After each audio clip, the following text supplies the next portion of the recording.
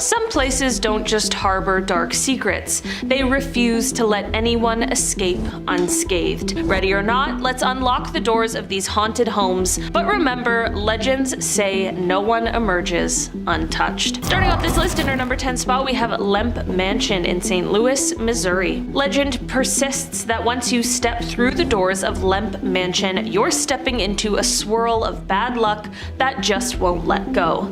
This sprawling brick home belonged to a prominent family whose lives took unsettling turns within these walls, fueling talk of a relentless curse. Folks claim to hear phantom footsteps and hushed voices echoing in the corridors, as if past residents are trying to warn newcomers. Some guests insist they've felt an overwhelming sorrow weigh on them the moment they cross the threshold, and for years there's been a rumor that no occupant truly leaves unscathed. Today it operates as a restaurant and inn, but stories of unexplained shadows and strange breezes still keep people on edge. Next, we are talking about the Drish House in Tuscaloosa, Alabama. There's something about the Drish House that refuses to blend into the background, no matter how many times you drive by. Built in the early 1800s, it was once a symbol of Tuscaloosa's elegance, a stately home wrapped in tall columns and framed by sprawling grounds, yet beneath its graceful appearance lurks a story that locals have passed down in hushed tones. One of the key points of intrigue revolves around a set of candles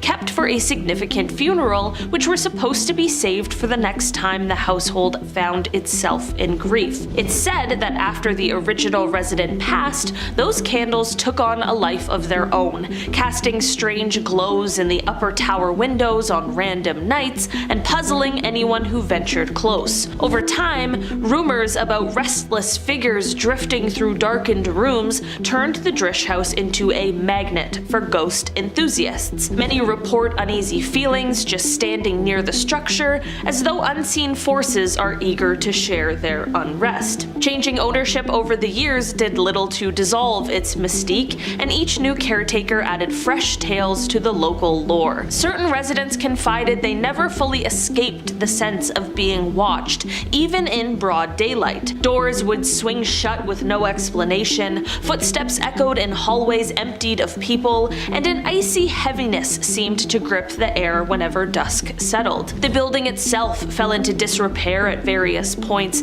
narrowly avoiding demolition thanks to last-minute deals and oddly timed coincidences that some believed weren't coincidences at all. Today it stands partially restored, serving as a silent reminder that not everything can be packed away neatly into history. Next, we are talking about the Summerwind Mansion in Land O'Lakes, Wisconsin. Perched by a quiet lake, Summerwind Mansion looks picturesque at first glance, but a string of eerie events has given it a fearsome reputation. Financial ruin haunted nearly every person who tried to restore the place, and bizarre sightings only add to the tension. Former residents have whispered about shadowy figures drifting through corridors and unsettling noises in rooms that should be empty. To make things even stranger, the house was struck by lightning before eventually burning down, and many attribute that dramatic end to the so-called Summerwind curse. Although it's now mostly ruins, locals share stories of the mansion's restless energy, warning outsiders to tread carefully or face a fate that's tough to escape. Next, we are talking about Franklin Castle in Cleveland, Ohio. Cleveland's Franklin Castle might be the most imposing home in the city, complete with turrets, gargoyles, and a history steeped in unexplained sorrow. Hidden passageways and secret rooms have long fascinated visitors, but they also spark rumors of clandestine activities. Over the years, occupants reported a constant sense of being watched, and many owners never seemed to stay for long before packing up under very tense circumstances. Doors that slam on their own and eerie whispering sounds make it feel like the walls themselves hold grudges against anyone who enters. Locals whisper that no house household has truly thrived here, claiming the place simply refuses to let happiness grow. Next up, we are talking about the House of Death in New York City, New York. They say New York never sleeps, and the same might be true of the apparitions said to roam the infamous House of Death. Standing quietly on West 10th Street in Greenwich Village, this brownstone has garnered an unsettling nickname thanks to countless spooky tales. Some visitors report drifting orbs of light, unexpected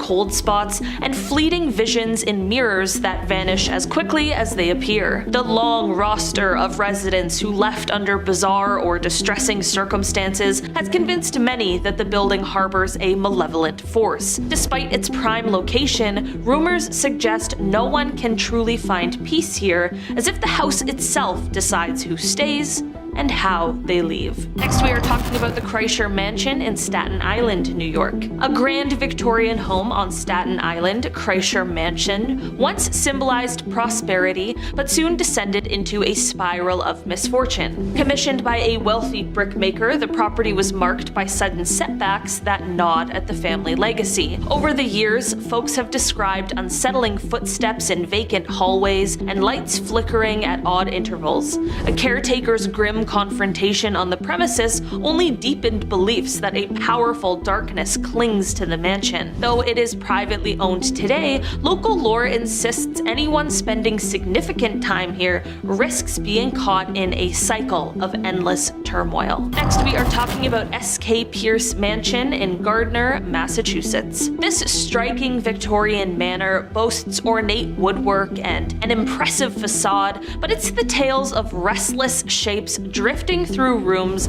that truly capture people's attention. Built by a prominent furniture magnate, the home saw a chain of unfortunate incidents that left behind a cloud of mystery. Paranormal investigators talk about furniture moving on its own, doors locking unexpectedly, and voices calling out in empty hallways. The oddest detail is how often people try to renovate or move in, only to find themselves fleeing with unsettling stories and a lingering sense of dread. Rumor says nobody can endure the mansion's atmosphere for long, as if intent on breaking every spirit that dares to settle there. Next, we are talking about the Baker Mansion in Altoona, Pennsylvania. Baker Mansion stands as a classic symbol of both grandeur and heartbreak, thanks to a local legend about a wedding gown that allegedly moves behind glass. A daughter of the original owner never realized her dream of marital bliss, and some say her spirit now roams the halls, reminding guests of a love that went unfulfilled. Clanging sounds late at night and a persistent chill in certain rooms have prompted believers to call this place distinctly haunted. Tour guides joke,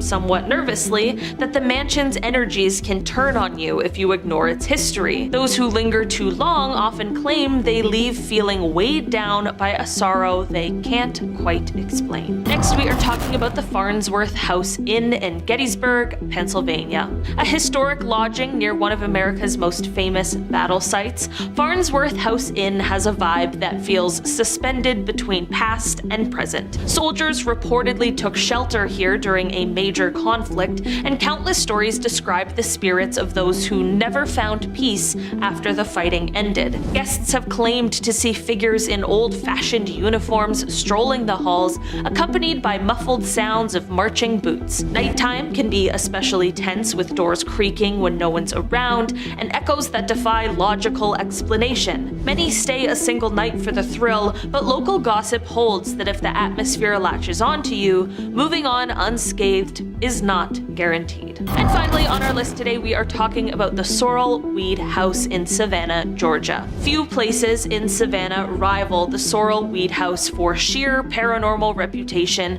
with visitors repeatedly claiming unseen hands brush against them in dimly lit rooms. This stately mansion boasts classic Southern architecture, but it's overshadowed by tales of bitter disputes and unexplained passings. Voices drift through the air in hushed tones, and tour guides say they've heard footsteps follow them, only to find empty halls behind them. Psychic mediums who visited speak of an ominous energy that clings to certain corners, as if unwilling to loosen its grip on anyone who steps foot inside. Rumor has it that once this house sets its sights on you, life might never feel the same again. The St. Augustine Lighthouse has been standing tall since the 1800s, and it has quite a creepy reputation. There have been a number of strange occurrences and incidents here throughout its history. One of its earliest keepers, Peter Rasmussen, loved his cigars, and some folks claim they can still catch a whiff of his favorite scent lingering around the lighthouse. Then there's another keeper, Joseph Andrew. People will catch glimpses of him looking down from the top of the tower. The thing is, though, he died over 100 years ago. He died after he fell while painting the tower.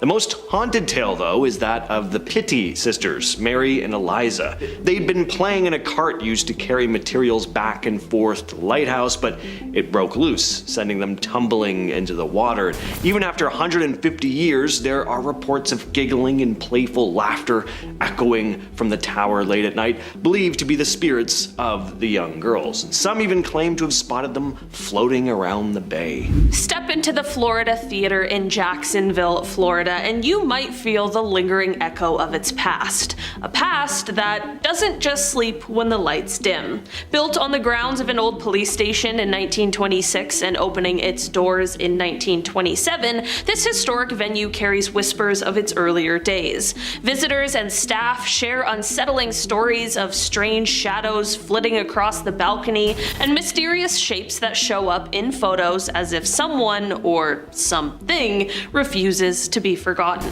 Most chilling of all are the rumors swirling around the ghost of an old projectionist whose spirit is said to still wander the halls long after the final credits have rolled. Despite the efforts of paranormal experts who came to debunk these ghostly claims, they instead left with more questions than answers, having encountered eerie phenomena that suggest something truly unworldly haunts the Florida Theater.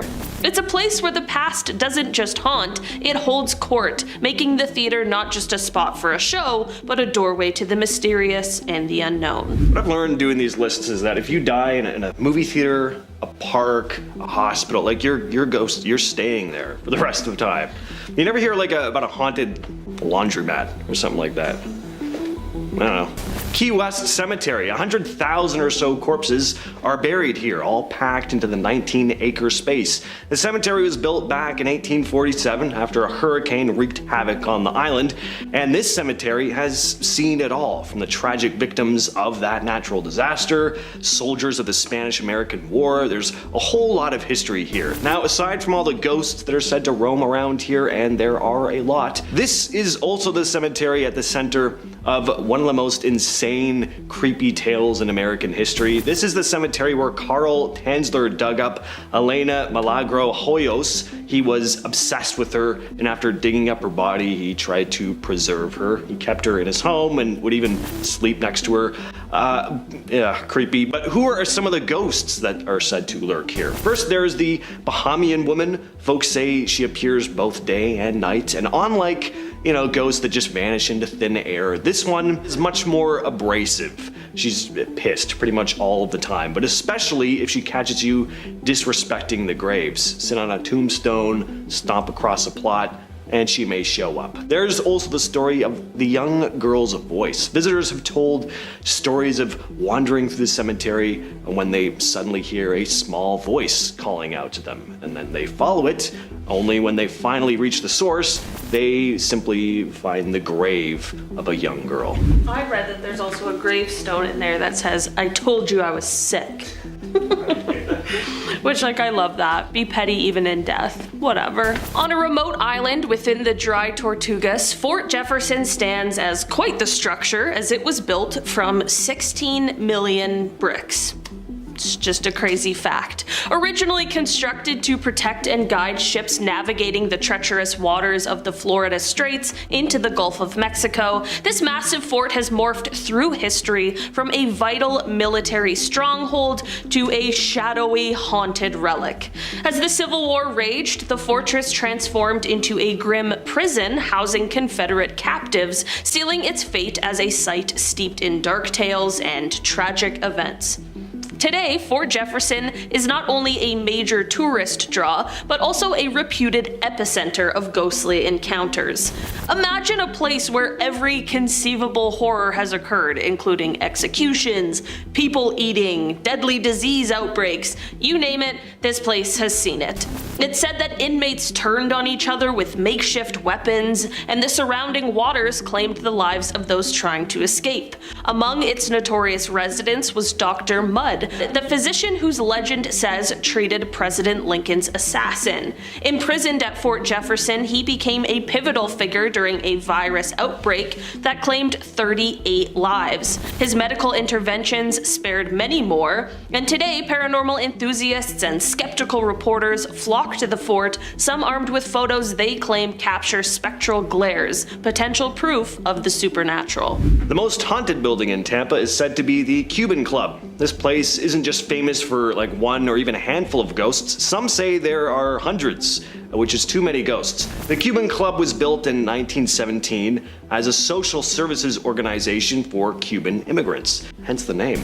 There was all sorts of stuff here. There was a bowling alley, a spa, a restaurant, a swimming pool, even a theater, and that theater is where our first ghostly tale begins. An actor took his own life on stage sometime in the 20s. He'd forgotten his lines, and this was just the last straw. He ended it right there. I don't know how exactly. There's probably very different versions of the story, but point is he died. Now some say his spirit still hangs around the theater, unable to move on. Then there's Little Jimmy, the ghost of a boy who drowned in the club's swimming pool.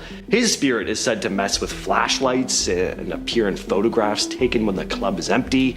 And there are a number of other nameless ghosts. Some say there's the energy of two former board members who had a falling out, with one firing at the other in anger.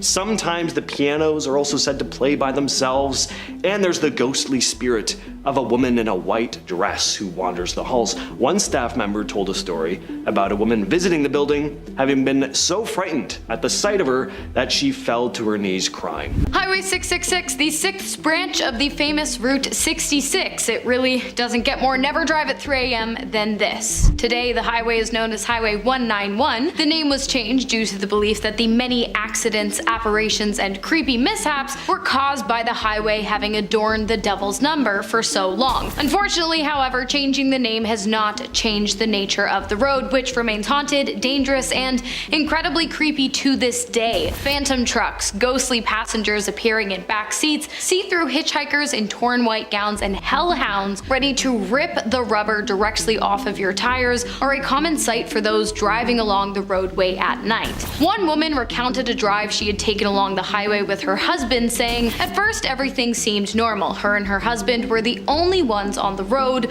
when all of a sudden a massive truck appeared out of nowhere that seemed as though it was headed straight for the pair, charging so fast towards them that sparks were flying from the wheels and flames were coming out of the smokestack. The pair pulled off the road and waited for the truck to pass, and when it did, it disappeared into the night." I'm gonna go ahead and say avoid this roadway at night if you and your tires, which like I said are subject to be ripped apart by literal hellhounds, want to make it to your destination in one piece. There are plenty of haunted hotspots along Route 66, but one of the most famous is an abandoned truck stop in Villa Ridge, the Tri-County Truck Stop, which opened in 1971 and closed in 2006. Ever since its closing though, people have reported strange stuff going on at the site, and there have been plenty of paranormal investigations in the abandoned building. A team of paranormal investigators called the Paranormal Task Force investigated investigated the site in 2006, and the guy leading the investigation, Greg Myers,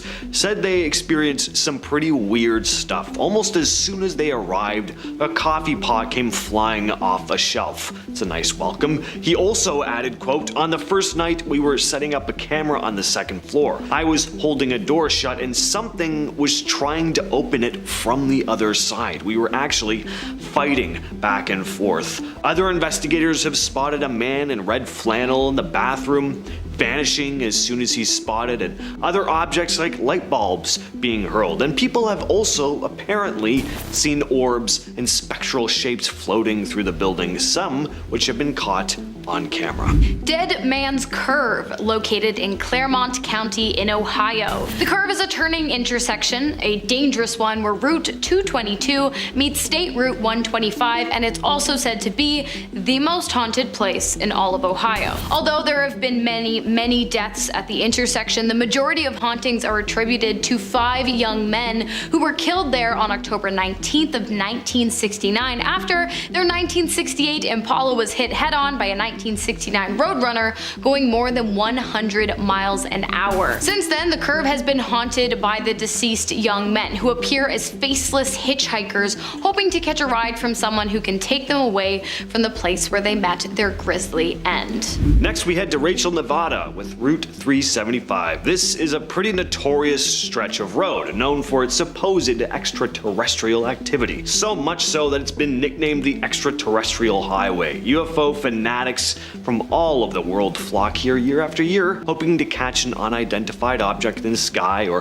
hopefully find some clue as to what's really going on in Area 51. Driving along this road, you'll get closer to the place than you'd probably ever hope. Now, aside from Area 51 though, there are other interesting spots along the route. There are old atomic bomb sites, lots of other military facilities, and on top of all the alien stuff, there's said to be plenty of paranormal weirdness, vanishing apparitions along the road, phantom headlights, and for everyone with a clown phobia, you may want to make sure you plan your route so that you don't end up having to spend a night at the Clown Motel, which is exactly what it sounds like. A clown-themed motel filled with ceramic clown dolls, puppets, life-size statues, you name it. Definitely where I'd be wanting to spend the night, but maybe not for everybody. Highway 5, located in Lynn, Alabama. It was what was once a normal highway became a hotbed for paranormal activity after a young woman was killed one night in the late 20th century. A young woman and her boyfriend had been making their way home from prom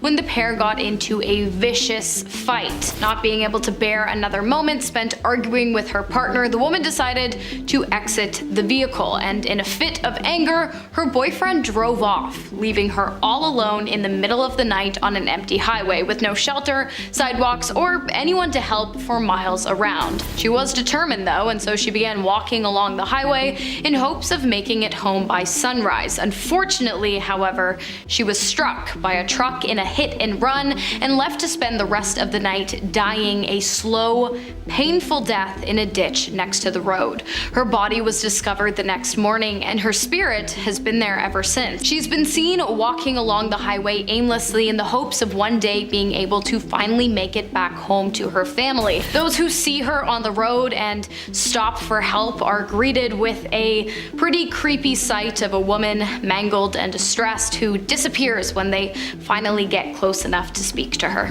Route 2A in Maine is said to be one of the most haunted stretches of road in all of the US. Not only do you have loads of ghost stories, but it really is a pretty dangerous road. Lots of deadly accidents have happened here, especially in the winter, where the conditions are said to be absolutely brutal. Tons of sharp turns and blind corners, so it's a pretty notorious road as is. One of the most famous ghost stories is the Screaming Woman. A number of travelers driving along the road at night will report spotting a woman screaming by the side of the road, desperate for help, saying that her husband is trapped in a car wreck, so she asks to be driven further up the road where the accident is, but somewhere along the journey, the woman disappears. The story goes that one winter night, a newly married couple was driving along the road when they swerved and hit a utility pole. The husband was killed instantly, but the woman was thrown from the vehicle. She limped along the road for a while in search of help, but there were no other vehicles. Eventually, she collapsed and died from the cold. Zombie Road. the most haunted road in Missouri, located in Willwood, Missouri, just west of St. Louis, if you know it. Today, Zombie Road is not so much a road as it is a series of trails, but at one point it was a road, and that is why it is on this list today. Zombie Road was originally constructed in the 19th century, but it was shut down in 2010 to be repurposed as a bike path. Big mistake. Prior to the road being converted into a trail, Zombie Road is rumored to have been home to a crazed killer who escaped from a nearby asylum during the 1950s. He lived out the rest of his days hiding in shacks around the road and preying on young men and women who were unfortunate enough to have been walking around the area. Eventually he died, but unfortunately, according to legend, that didn't stop his reign of terror, because it is believed that the crazed man went on to continue his killing spree in the afterlife, which is how the road came to be known as Zombie Road. When the road was converted to trails, it seems as though the spirit of the man, along with the spirits of his victims, became quite pissed off, because instances of paranormal activity in the area became so bad that city officials were forced to create strict hours of operation for the trail that forbid entry after dark.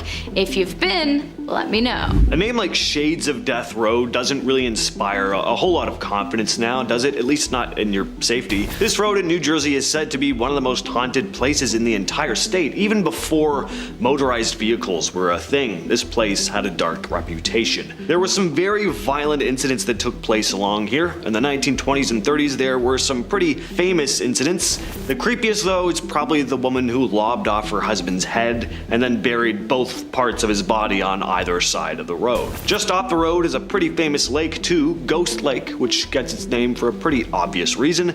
Spooky stuff happens there. Oh, and there's ghosts. Apparently there's often said to be an eerie fog surrounding the lake, and the sky is perpetually bright, even in the middle of the night, almost like it's always twilight. What better name is there for a haunted road than Mount Misery? But wait, there's more, because Mount Misery is actually part of a set of two haunted highways, Mount Misery Road and Sweet Hollow Road, that neighbor one another and share in an incredibly ominous and haunted past. According to legend, a woman named Mary killed her husband and their daughters while driving down Mount Misery one night, and then, unable to live with what she had done, she took her own life while driving down Sweet Hollow Road. Many people who have driven down the roads at night have claimed to have seen a police officer flagging them down, as he would have done to Mary after she killed her family. Now, when these people get closer to the officer, they realize that the man is actually missing the back of his head. It's a gruesome sight,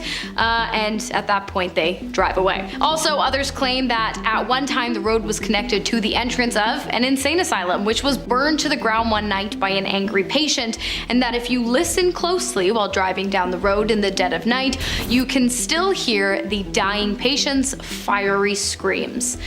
That sounds like hell. And finally, we have Highway 299 in California. This one passes by a ghost town, so that, along with other ghostly tales, and it's no surprise why it's said to be one of the most haunted roads in the country. Highway 299 is a long, lonely road running from east to west through the state of California, known for its eerie ghost stories. The most haunted part is said to be between Old Shasta City and Whiskey Town Lake. Old Shasta City was, at one time, a lively gold rush town, but it's now abandoned. All that remains of it now are the ruins of the old bakery, the blacksmith shop, Mason's Lodge, and courthouse. Inside the courthouse, there is an old jail where it's said the spirits of criminals who were tried and hanged still lurk around. And further up the road is Whiskey Town.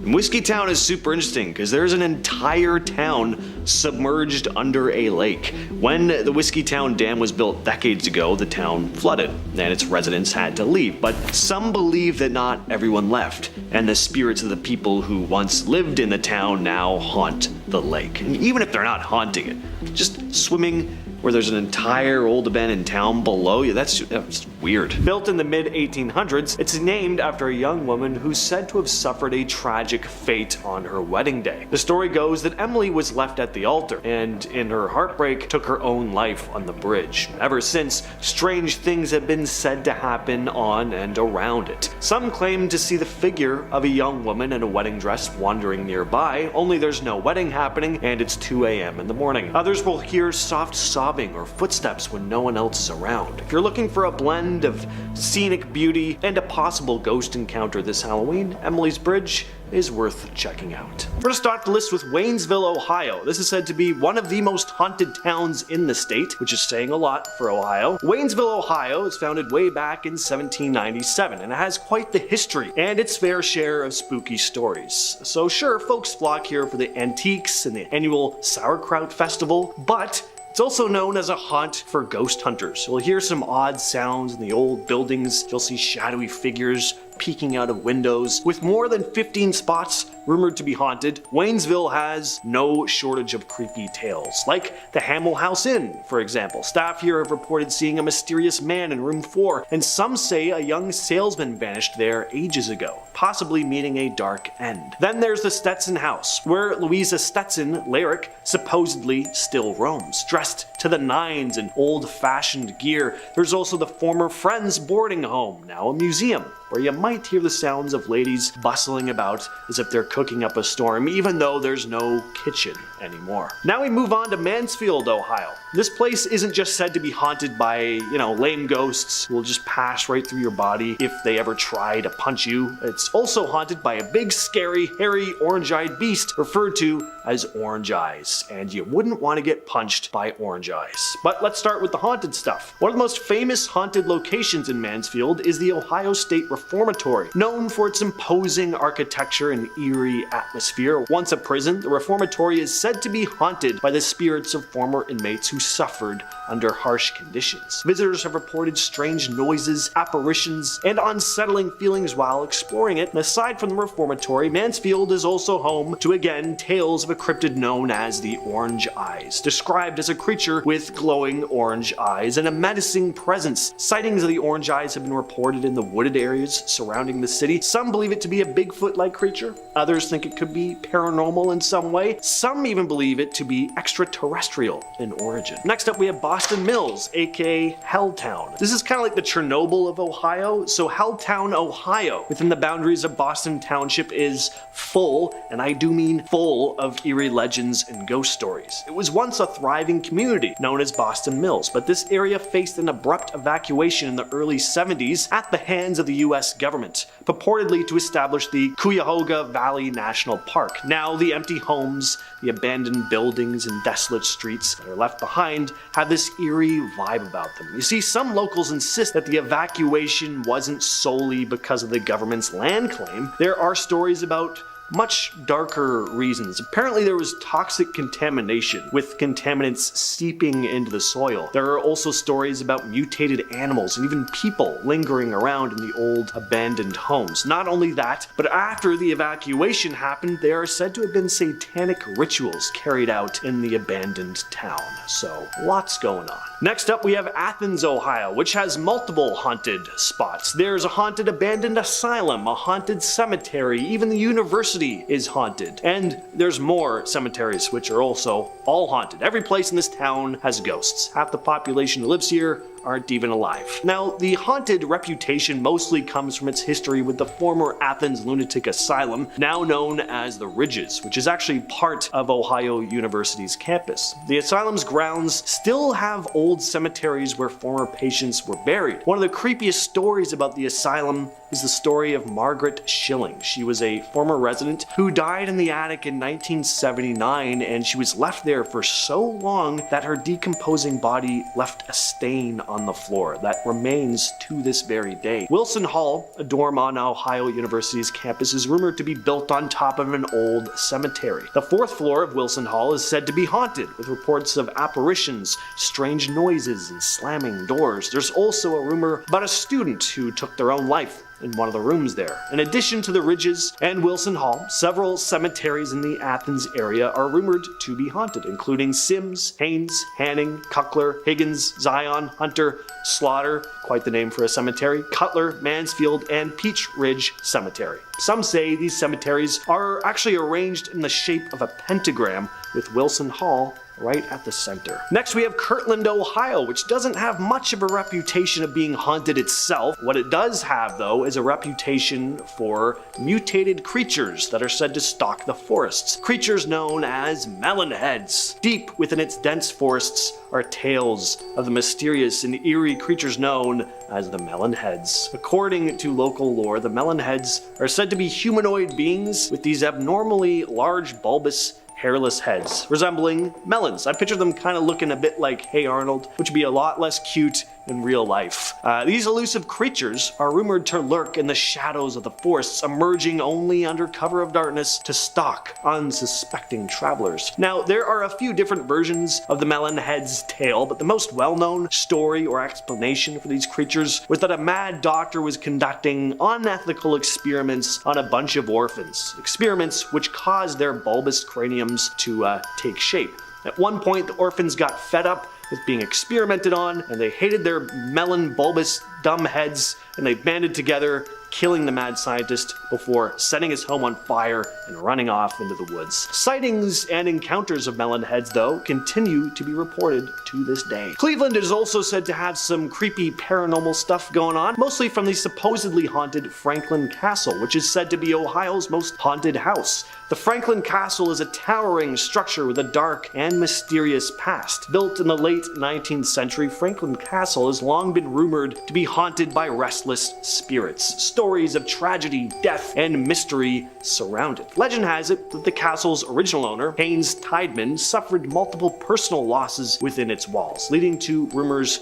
of curses and supernatural stuff going on. Pretty soon after his family moved in, Tideman's mother died, his sister then died of diabetes, and over the next 3 years, more and more of his siblings died prematurely. Only 2 of the 6 actually made it to adulthood, so it's really no wonder why the place is said to have some darkness lingering in it. Over the years, visitors and residents have reported strange sounds, apparitions, and unexplained phenomena within the castle. Despite renovations and changes in ownership, one thing has always stayed the same: the paranormal activity. Next up on the list is Put-in Bay. Now, Put-in Bay, Ohio may be known for its sunny shores and summer fun, but lurking beneath the surface, there's some creepy stuff going on. From what I've read, there are 3 major haunted hotspots. First up, we have the Park Hotel. This hotel has stood since the late 1800s, and it's seen its fair share of guests come and go. Also means there's a lot of history, some of it dark. Some visitors have reported more than just creaky floorboards and old-fashioned charm. Rumor has it that the Park Hotel is haunted by the ghost of a young woman who tragically fell to her death from one of the upper floors. Guests have reported strange noises, flickering lights, and even sightings of a figure wandering the halls late at night. Next, there's the Dollar House, a Victorian mansion. Legend has it that the original owner, Valentine Dollar, was involved in some shady dealings during Prohibition, including smuggling alcohol and hiding it in secret passages throughout the house, and today visitors claim to hear whispers and footsteps echoing through the empty rooms, as if the ghosts of Dollar's past are still lingering within the walls. Then there's the Crow's Nest, a historic home that sits on a cliff overlooking Lake Erie. This mansion was once owned by Jay Cook, a banker and financier, but there's a tragic tale of one of Cook's daughters that's left its mark on the property. The story goes that the young girl fell to her death from one of the windows, and her ghost is said to still haunt the grounds, appearing as a fleeting figure in white. Moving on to Marietta, Ohio next, a charming town that also has its fair share of ghost stories, and most of the scary stuff happens at Hotel Lafayette. This hotel was built in the late 1800s. Over the years, guests and staff reported strange occurrences and unexplained phenomena while staying there, leading many to believe that the hotel is haunted by spirits. One of the most famous ghostly residents of the Hotel Lafayette is said to be a woman named Sarah, who reportedly took her own life in one of the rooms, and guests have reported hearing disembodied cries, footsteps, and even seeing apparitions wandering the halls late at night. Others have claimed to feel an eerie presence or sudden drops in temperature, but Sarah isn't the only ghost rumored to haunt the Hotel Lafayette. Some guests have reported encountering the spirit of a young girl who plays tricks on unsuspecting visitors by moving objects or flickering lights. A real brat of a ghost. But at least she's still having fun in the afterlife, so props to her. Next up, we have another kind of Chernobyl-like Ohio small town, Cheshire. Only a handful of people still call this place home. At one time, this was a bustling town, but barely anyone lives there at this point, and that's because of the environmental hazards caused by a nearby power plant. The plant emitted a thick, sooty residue and chemical fogs that would blanket the town sporadically. Obviously, not at all safe for residents to live in that kind of condition, so many abandoned their homes and started new lives in other places. Eventually, the power company responsible for the pollution was compelled to just buy out the entire town. But finally, we have the abandoned town of Moonville. Love that name, Moonville. This is a ghost town with only a few traces left behind, a cemetery, some foundations, and a desolate railroad tunnel. But what sets Moonville apart are the chilling tales that surround its abandoned tunnel. Stories that have been passed down for decades. One of the most famous specters haunting Moonville is that of Theodore Lawhead, the unfortunate engineer whose spirit is said to roam the tracks. Back in the 1880s, Lawhead met a tragic end when his train collided head-on with another. Now visitors report sightings of a ghostly figure with a lantern in his hand pacing along the track and disappearing into the tunnel. Then there's the story of the Brakeman, a ghost believed to be that of a young man who met his demise after a night of heavy drinking. Legend has it that he fell asleep on the tracks, never to awaken again because he was too sauced to wake up before a train ran him over. Then there's the Lavender Lady. Some say they've seen a frail elderly woman walking near the tunnel only for her to vanish into thin air, leaving behind the lingering sense of lavender. Some say she's the spirit of Mary Shea or Shay, who met her end on those very tracks. There's also the spirit known as the Bully, believed to be the restless spirit of Baldy Keaton, a Moonville resident who liked a good old fist fight. The tale goes that after a scuffle at the saloon, Baldy was found dead on the tracks. As for how he died, no one knows for sure, but now his ghost is said to loom above the tunnel, glaring at unsuspecting visitors and even pelting them with stones. We're gonna kick things off with Loveland. How on earth did I not put Loveland, Ohio in part 1? Loveland is home to one of the strangest creatures said to stalk the state, the Loveland frog. But it's also home to a supposedly haunted castle. Loveland Castle was constructed by Harry Andrews. Very interesting man this guy was. He had a lot of interest in knights and medieval lore. Andrews was born in 1890. He worked as a medic during World War I. He then contracted meningitis during the war and was believed to be dead. His body was actually moved to the morgue, like he was done. But when his body was taken back to the hospital to be dissected, the doctors were like, hey, you know what, why not? Let's just see if we can get his heart beating again with adrenaline. Miraculously, it worked.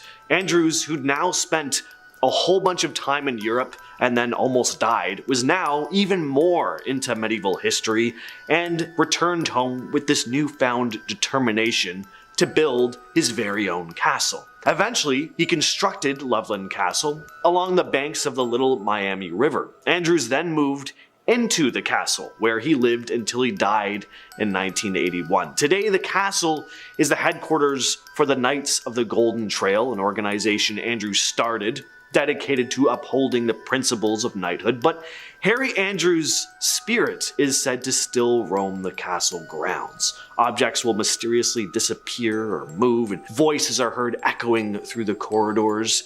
And as I said at the top, of course, Loveland's supernatural reputation doesn't end with this castle. One of the most famous legends is that of the Loveland frog, or frogs. There have been multiple large frog-like creatures spotted near the Little Miami River over the years. Next up, we have Ashtabula, which is said to be haunted by the spirits of a tragic train disaster. So on December 29, 1876, the Pacific Express No. 5 crossed the Ashtabula Bridge. But because of particularly cold weather and structural weaknesses, the bridge collapsed, sending the train plummeting into the icy river below, and in the end 98 people died. The scene must have been absolutely horrific, with rail cars crashing into each other and igniting in flames, and firefighters were unable to put out the flames, so people just cried out in pain and horror as they were consumed by fire, trapped in the wreckage. It was one of the worst rail accidents in US history, and the screams of those victims still haunt the area to this day. Some say you can occasionally hear them above the rush of the river. The Chestnut Grove Cemetery holds the remains of 19 of these victims, but their spirits are said to be very much active. Visitors to the cemetery have reported seeing ghostly apparitions. But along with the victims of the tragedy, there's also said to be the ghost of Charles Collins, one of the developers of the bridge. Witnesses claim to have seen his guilty spirit weeping at the sight of the tragedy or crying over people's graves. Some claim to see tiny lights even hovering below the new bridge where the old one once stood. Rogues Hollow near Doylestown, Ohio has its fair share of spooky tales as well. It's said that a mill worker died in a pretty gruesome manner, getting crushed by the mill wheel, and now his spirit is said to guard the area, keeping outsiders at bay. Then there's the eerie tale of the headless horse and the ghost oak tree. So at one time there was a large oak tree near Route 65, and one of its branches hung so low that riders on horseback had to duck as they passed under it. Well, one story goes that the branch was weighed down extra low with ice, and a poor horse just ran into it at top speed, lobbing off its head. From that point on, riders passing the area late at night would occasionally come across a devilish figure riding a ghostly headless horse. Next up we have Oxford, Ohio, which has one of the coolest ghosts, a phantom motorcyclist. So the story goes that back in the 40s there was this farmer's daughter. She was head over heels for this guy who was a bit of a James Dean type, leather jacket, motorcycle, very rebellious. Also a lot like me, minus the motorcycle, the leather jacket, and the rebellious part. His name was James, that's the similarity. And her father was not too thrilled about their relationship. He thought the guy was trouble, and he probably wasn't wrong. He forbade his daughter from seeing him, so to avoid her father's disapproval, they met up in complete secret, usually late at night when the coast was clear, and when it was, the girlfriend would flash the porch light 3 times as a signal for him to come over. Well, one night, the boyfriend decided he wanted to take their relationship to the next level and propose. He saw the 3 flashes and revved up his motorcycle, racing towards her house to pop the question, but as soon as he sped down the road, he lost control of his bike, crashing into a barbed wire fence. And ever since, people claim they've seen this mysterious light flickering in the distance along the road where he crashed, said to be the spirit of the phantom motorcyclist, still trying to reach his girl's house to ask for her hand in marriage. Next on the list is Chillicothe, where there were a series of mysterious disappearances between 2014 and 2015. Now, it all began in the spring of 2014 when Charlotte Trago vanished without a trace. Trago, who had struggled with addiction, was a mother of 2, and she remains missing to this day. Shortly after Trago's disappearance, another woman, Tamika Lynch, who was a friend of Trago's, went missing as well. Her body was discovered 3 weeks later by kayakers. It's pretty obvious there was foul play, but the official cause of her death was deemed inconclusive. Then there was the disappearance of Wanda Lemons in November of 2014. She's also never been found. On Christmas Day 2014, Shasta Hemmelrich went missing. Her body was later recovered from the Scioto River. Authorities claim she took her own life, but her family, as well as many others, think someone took it from her. Then there was the disappearance and discovery of Tiffany Sayers' body in May 2015. Her remains were found in a creek, covered by a sheet. And the final victim, Timberly Claytora's body, was found near an abandoned building. She died at the hands of a firearm. And the case just would have been handled completely differently if these women hadn't been battling addiction. That was the one thing connecting all these. They were all involved in that world. And there's just this kind of lax attitude when it comes to situations like this, unfortunately, where authorities are like, well, they're part of that world. This is just what happens. So it really hasn't got the attention that it deserves. Now we move on to the town of Lancaster. Here, there used to be a home with an incredibly dark past, the Mudhouse Mansion. So the mansion's origins go back to the mid-19th century when it was built as a grand estate for a wealthy family. But as time went on, the home fell into disrepair and eventually it was abandoned and left to decay. And over the years, all these urban legends started to form around it. One of the most infamous stories is that the family had actually died in the mansion. Some versions of the tale claim that they were killed by an unknown assailant. Others go that they'd been driven to madness by some sinister force lurking within the mansion's walls. The Mudhouse Mansion was even said to be the birthplace of Bloody Mary herself. The mansion was demolished in 2015, but some folks will still claim to see ghostly figures of the mansion's former residents wandering the grounds, forever trapped in a limbo between the worlds of the living and the dead. Alright, one of the strangest unsolved mysteries in Ohio has to be the Circleville Letters case. Now I'm going to paraphrase here because there's a lot of detail. We could probably do an entire video about this case alone, but I'll go over it. It all started in 1976. Residents of Circleville started receiving these unsettling, threatening letters containing all these intimate details of their personal lives. The letters were postmarked from Columbus, Ohio, but there was no return address. One of the receivers of these letters was Mary Gillespie, a bus driver. She was accused in one of these letters of having an affair with the school superintendent, and the letters just kept coming in from this unknown sender. Then, Mary's husband, Ron, also became a target. He received a chilling ultimatum to end his wife's supposed affair or face dire consequences: death. Ron was found dead in his pickup truck after a mysterious phone call which had seemingly confirmed his suspicion about the letter writer's identity. He'd left in his pickup truck with a firearm but was found dead soon after, having crashed into a tree. Now, authorities ruled Ron's death an accident, but then the letters continued. A number of residents received letters saying that Sheriff Dwight Radcliffe, who had investigated Ron's death, had been involved in a cover-up. At one point, this mysterious writer even planted threatening signs along Mary Gillespie's bus route, one of which she went to take down, only to find out it'd been booby-trapped. If Mary had pulled the sign down in a particular way, a small pistol would have fired at her. Now, one man was arrested, Paul Freshore, but it's never been 100% verified that he was behind these letters. Eventually, he got out on parole. Case is still a mystery to this day.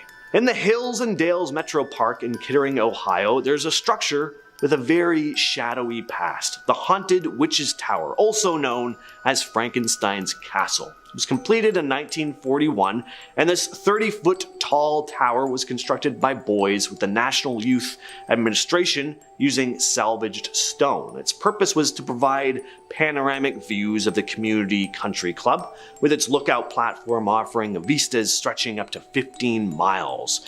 But because of how remote the tower is, a lot of young hooligans started flocking there in the 60s. Graffiti covered its walls, and bottles of liquor and beer cans littered the grounds. Even shingles torn from the roof and glass bottles became ammo for attacks on passing cars below on Peterson Boulevard. Then in 1967, during a thunderstorm, a young woman named Peggy Harmison sought shelter inside the tower with her boyfriend, Ronnie Stevens. Bad move. Lightning struck the tower, killing Peggy instantly. Her body was found on the 11th step, half covered in severe burns. Ronnie survived, but he was found in a state of uncontrollable shock, apparently running around screaming. And ever since that night, there have been stories about the ghost of Peggy haunting the tower. Alright, let's switch things up with a haunted golf club. You don't hear about haunted golf clubs very often. Legend has it that in the 60s, a bride fell from a balcony at Oakhurst Golf Club in Grove City, Ohio, and her ghost is said to haunt the establishment to this very day. One of the most frequently reported sightings involves the ghostly figure of a woman dressed in white, believed to be the ghost of the bride. The upstairs kitchen, located near the ballroom where events are held, is said to be a hotspot for paranormal activity. Employees have reported hearing unexplained sounds of pots and pans clanging and knocking late at night, only to discover that items have been mysteriously rearranged by morning. Alright, we're finishing things off today with Minerva. It all began in August of 1978 when the Caton family reported encountering a strange creature near their home. According to the Catons, they were enjoying a quiet evening when they heard unusual noises coming from outside. They came face to face with this towering ape-like creature standing over 7 feet tall. The creature reportedly had shaggy dark fur covering its body, it had glowing red eyes, and emitted this foul odor. The Catons quickly ran back to the safety of their home and phoned the cops. In the days that followed, all these other sightings of a mysterious creature were reported by other residents of Minerva. Witnesses described similar encounters with a large, hairy beast lurking in the shadows, but none of the stories were scarier than the Catons, who said the creature returned to their property several times, hurling rocks at their home, staring at them through their kitchen window, and even killing their dog. It's one of the most violent Bigfoot cases ever reported. We're starting things off with Miamisburg in Montgomery County, which has some pretty spooky spots, including an Arby's. All kinds of disturbing stuff is said to go on at this fast food joint. Employees closing up for the night alone have said they've heard laughter coming from the basement, only to find no one there. Some will also report having their hair pulled by some unseen force. There's also a ghostly man who sometimes is seen staring into the oven during opening or closing hours. Hillgrove Cemetery is probably the most well-renowned haunted hotspot in this town, though some visitors will say they see a young girl crying over a grave, but when approached, she'll just stare at you for a moment before vanishing into thin air. There's also the grave of a preacher's daughter who took her own life after being disowned by her family. A Bible was said to have sat on her grave, with stories of it appearing broken one instant, but then perfectly fine the next. Next up is East Liverpool, which is home to a couple haunted parks, a haunted cemetery, and of course, a haunted phone booth. As silly as a haunted phone booth might sound though, the story is actually pretty spooky. So apparently a young man was killed in the area and his ghost haunts the street that he died on. And some will say that on some nights, especially Saturdays during the month of March, passersby will hear ringing coming from the booth. And if you answer the phone, you might just hear a somber, ghostly voice on the other end telling you to look across the street. And if you do, you just might see a headless young man waving before vanishing into the shadows. Now we move on to Sandusky, Ohio, which has a few notoriously haunted spots. One is the Sandusky County Historic Jail and Dungeon. This place, which was built in the 1840s, is no longer a jail or a dungeon, or I guess it technically is a dungeon and a jail, but it's just not operating as one. There are tours of the place though, and the staff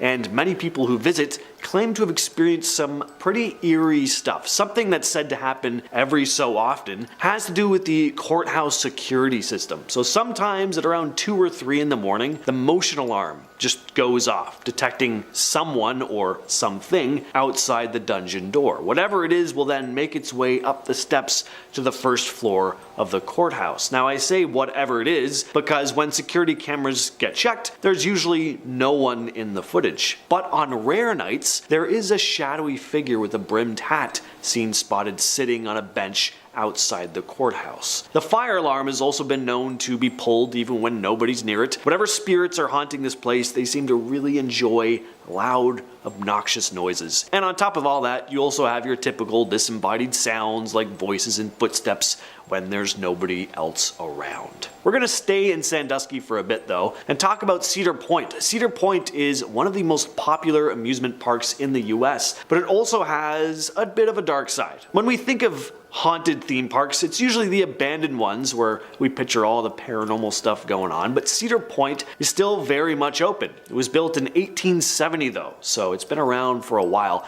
and any theme park that old has definitely had its fair share of horrific accidents. Get it? It was a fair share theme park.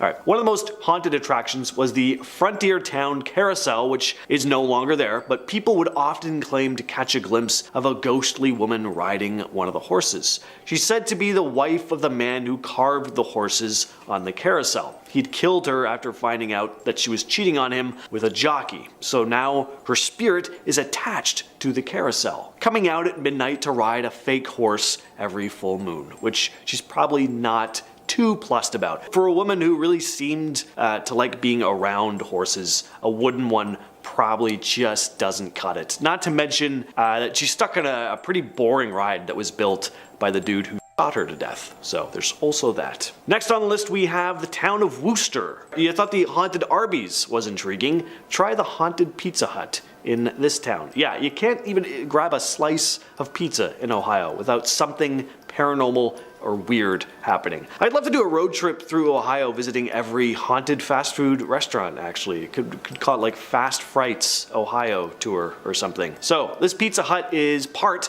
of a big plaza that was all built over the grounds of a former insane asylum. So there could be some lingering spirits in the area, most of whom seem to really stick to the Pizza Hut. There's also a Taco Bell in the plaza, which some paranormal stuff is said to go on, but there's not as many stories about that place because there's probably like 5 people who goes to Taco Bell, especially when you have a Pizza Hut right there. I'm gonna get tons of comments now from like Taco Bell fans being like, Taco Bell's the best. I don't know. I just think it's kind of mediocre. Staff at the Pizza Hut, though, have seen figures vanish into the walls. One manager who was closing up for the night was startled to hear footsteps following her and then turned around to see nothing but a white mist hovering in the air. Marietta in Washington County. This town is probably most well known for Anchorage Mansion, which is said to be very haunted. It was built by Douglas Putnam for his wife Eliza in the 1800s, but it's said Eliza died shortly after moving in, and people claim to have seen her ghost wandering around or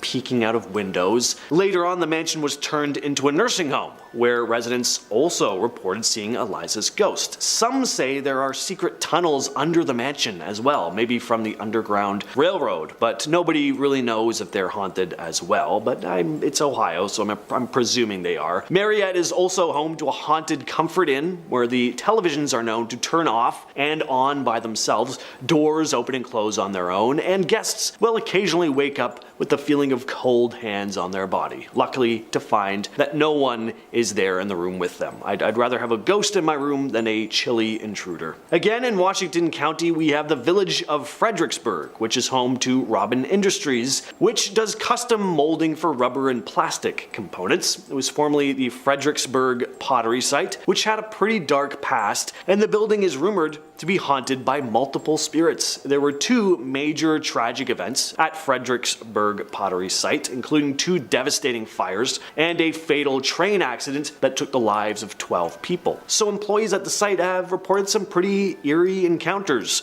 like feeling sudden cold spots. Now, I usually kind of roll my eyes when people say cold spots. It's like, all right, spot's cold, whatever. But these are extra strange because staff will report feeling them behind machinery that runs at extremely high temperatures. One story involves the ghost of a man blamed for the train derailment, who is said to show up in the mold room. In the shipping room, sightings of an older gentleman believed to be the former mayor who witnessed the tragic train accident have also been reported. Then there's the apparition of an elderly woman who's been seen swinging doors open and shutting off machinery. The stairwell leading to the office is said to be guarded also by a spirit, with one employee experiencing a strong stench and then a sudden gust of wind that nearly knocked her down the stairs. And unless someone was eating some bad burritos from Taco Bell that day, I think it might have been a ghost. So I know we've covered Dayton, Ohio already, but I didn't mention the Wright-Patterson Air Force Base, which is said to be one of the most haunted spots in the state. It's even been featured on Ghost Hunters. One eerie story involves the ghost of a young Vietnamese boy believed to have perished in one of the museum's helicopters. Visitors have reported sightings of the boy wandering the museum grounds after dark. And of course, then they go up to talk to him, and he's not actually there. It's not just some kid who ran into the place. There's also also a German World War II fighter plane said to be inhabited by the ghost of its pilot. Visitors claim to have seen the pilot waving from the plane's window. Seeing as it's the ghost of a German World War II fighter pilot though, I'm not sure if what he's doing is actually a wave. The helicopter named Hopalong is said to be haunted by a pilot who met a tragic end, with staff reporting sightings of him desperately flipping switches in a futile attempt to escape. The Black Maria, known for its secret missions during the Vietnam War, is also said to be haunted by the spirits of soldiers who died on board. The Boxcar plane, famous for dropping the atomic bomb on Nagasaki, is also rumored to be haunted by a young boy who is said to dart past it during the night. Haunted inns, always a staple of small villages, and Granville in Licking County, Ohio, has one of its very own, the Buxton Inn. This place dates back all the way to 1812, so plenty of history with this place. Even Abraham Lincoln stayed here, and some of those who were escaping from the Underground Railroad stayed here at one time as well. So with all the people who have passed through the doors and slept under this roof, all the history surrounding the building, it probably comes as no shock that some energy is said to linger within the inn. Not only do you have the spirits of past guests who have long since passed, but even former deceased employees are said to have never fully left. Like one of the previous owners, Ethel Bonnie Houston, for example, who's become known as the Lady in Blue. Several guests have claimed to see a woman in a blue dress roaming the hallways, only to walk right through closed doors or just vanish into thin air altogether. Some have also smelt cigar smoke out of nowhere before spotting a man who also vanishes into thin air. This is said to be the ghost of the inn's founder, Major Buxton. And we're to finish things off with Loudonville in Ashland County. This place is known for its two supposedly haunted spots, one of which is a hotel, the other a park. First, there's Mohican State Park, which is said to be haunted for a couple different reasons. Mainly though, there used to be an asylum on the land in the 1800s, which might help explain some of the ghostly stuff going on. Witnesses have also reported seeing a mysterious light in the park for over 2 decades. Then there's Landell's Mohican Castle, which is actually a hotel and a damn cool looking one too. Looks like something you'd see in Norway. It was built on the grounds of a former English/German church. The story goes that in the late 1800s, a dispute over language during worship services led to the church mysteriously burning down after the Germans decided to relocate their relatives' graves. Since the current owners acquired the property in 1991, a series of unexplained fires have just been plaguing the place, including the destruction of a book factory in 92 and an on-site restaurant in 2007. Some believe the land is just cursed, with guests reporting sightings of a girl in blue in the graveyard and hearing crying in the cemetery and pool building. People will also claim to see Civil War era soldiers in their rooms. Well, you don't hear about haunted zoos very often, but here we are. Yes, the Lincoln Park Zoo is rumored to be one of the most haunted spots in Chicago. Before it became a popular spot for families and animal lovers, this area was home to the Chicago City Cemetery. The cemetery was around from 1843 to 1859. It held the remains of over 35,000 people, and legend has it that as many as 12,000 bodies are still under the zoo till this day. So that kind of explains the whole haunted zoo thing. Many people have experienced eerie things here. One of the most common sightings is of a ghostly figure dressed in Victoria-era clothing. The apparition seems to appear out of nowhere, wandering through the park, right through animal enclosures, and then disappearing. Also a high probability that at least one of those sightings was just a very living person sneaking into an animal enclosure, getting eaten by a gator or something. Just one possibility. One specific ghostly woman has been frequently spotted near the Lion House, moving about as if she doesn't notice the visitors around her. She's also been seen in ladies' restrooms nearby, where her reflection has been reported in the mirror, only to disappear when someone turns to look. People have also reported flickering lights and doors slamming shut on their own. So I didn't think I'd have a zoo on a Halloween destination trip through America, but again, here we are, something different. The Queen Mary, now permanently docked in Long Beach, California, is one of America's most famous haunted locations. In 1934, this grand ocean liner operated as a luxury cruise ship, and it was used during World War II. There are tons of stories about the strange occurrences on board. Many will say they hear unexplained noises and cold spots, but one of the most famous spirits is said to be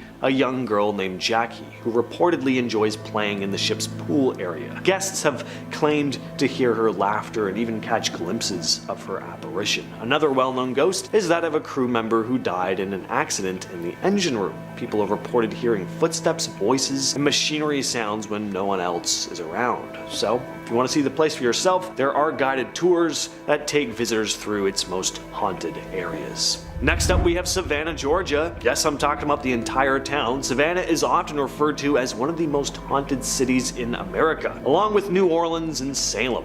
And it's easy to see why. The city's history is full of dark stuff. Battles, deadly diseases, disasters. You have the siege of Savannah in 1779. Then the city was captured by General Sherman during the Civil War. The spirits of soldiers who died in these battles are said to be trapped in places like the Laurel Grove Cemetery. Some will even claim to see them roaming the streets. But it's not just soldiers that haunt Savannah. The city was devastated by a series of yellow fever epidemics in the early 1800s. In 1820 alone, the disease wiped out about a tenth of the population. That's a lot of people. There was also a deadly fire in 1820, which started in a stable and quickly spread, destroying hundreds of buildings. 1820 was just a bad year for them. But this wasn't the first time a horrible fire ravaged the city. There was a pretty devastating one in 1796 as well. The city is home to over 40 ghost tours that go deeper into all that stuff. Anyway, lots to see and do in Savannah around this time of year. The Adams Grove Presbyterian Church in Alabama. This historic Greek Revival style church was built in 1853. Now, it doesn't operate as a church anymore, and from what I've heard, it's on private property, so you may not actually be able to set foot in it yourself, but creepy stuff is said to go on around it. One of the supposed entities is the ghost of a former pastor, said to stand in front of the church at night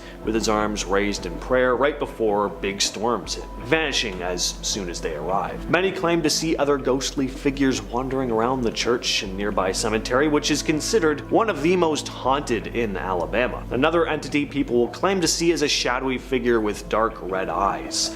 Others report hearing the sound of crying emanating from inside the empty church.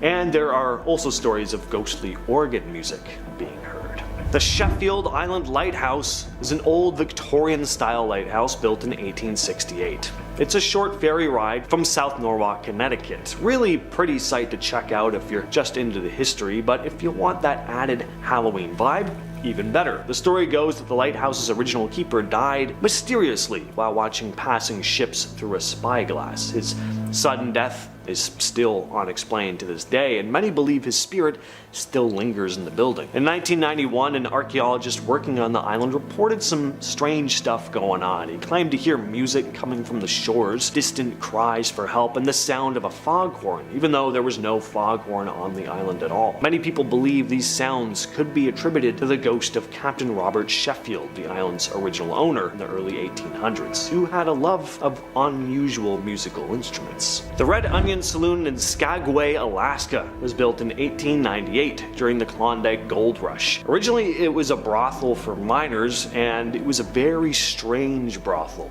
It used dolls to represent each woman working upstairs, and each day 10 dolls would be placed on the bar. Customers would then choose one to indicate which lady was occupied. When the customer returned, the doll would go back to its sitting position on the bar, signaling that the worker was once again available. The Red Onion is of course not a brothel anymore, but it still operates as a bar and a restaurant. What also remains though are those dolls, and possibly some of the workers and guests from back in the brothel days. One of the most famous spirits is named Lydia, a former madame who a number of staff have reported encountering. Apparently you can smell this lingering perfume scent in the room she used to work in, and if you're lucky enough or unlucky enough, you may even catch a glimpse of her. But Lydia is generally pretty friendly, especially towards women. She's known to water plants, caress people's faces, and leave behind also the smell of freshly cut lilacs. Guests have also snapped photos of orbs, white blurs, and even the faint outline of her face. But not all the spirits here are friendly. There's another ghost known as John.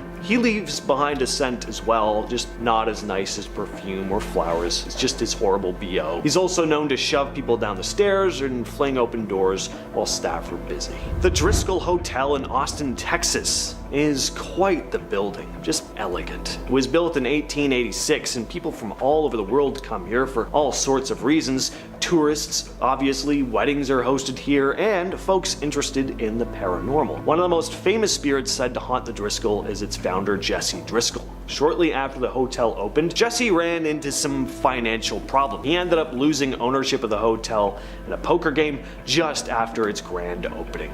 But his spirit has never left. Guests have seen him throughout the hotel, but especially in a room overlooking 6th Street and Brazos. One story tells of a man who woke up in the night to find a man standing by the window smoking a cigar. When he turned on the light, the figure just vanished, but the curtains were still swaying and cigar smoke was still in the air. So Joe Ball was a serial killer. He has a couple interesting nicknames, the Butcher of Elmendorf and the Alligator Man, both of which fit. He fought in World War I, and when he returned to Texas, he started making money as a bootlegger. Then, when Prohibition ended, he opened a saloon. At the back, he built a pond where he kept 6 alligators. He'd often feed live cats and dogs to the gators, but that didn't satisfy him for long. Soon, women in the area started going missing, including his own wife. Now, in 1938, 2 county sheriffs arrived at his property to question him about several of these missing women, and Ball pulled out a pistol and took his own life. But a handyman of Joe's, Clifford Wheeler, told authorities about how he'd assisted Ball in disposing of the bodies of 2 women who he'd killed, feeding them to his alligators. It's believed Joe Ball may have taken the lives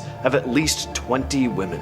Next up, we have a small town in Texas that was once home to a lesser known but incredibly gruesome serial killer, Henry Lee Lucas, who claims to have killed over 3,000 individuals during his criminal career, which spanned from the 1960s all the way into the 1980s. Also known as the Confession Killer or Highway Stalker, Lee Lucas was born in Blacksford, Virginia, and at a young age lost his father to hypothermia, and so his mother was forced to raise him on her own.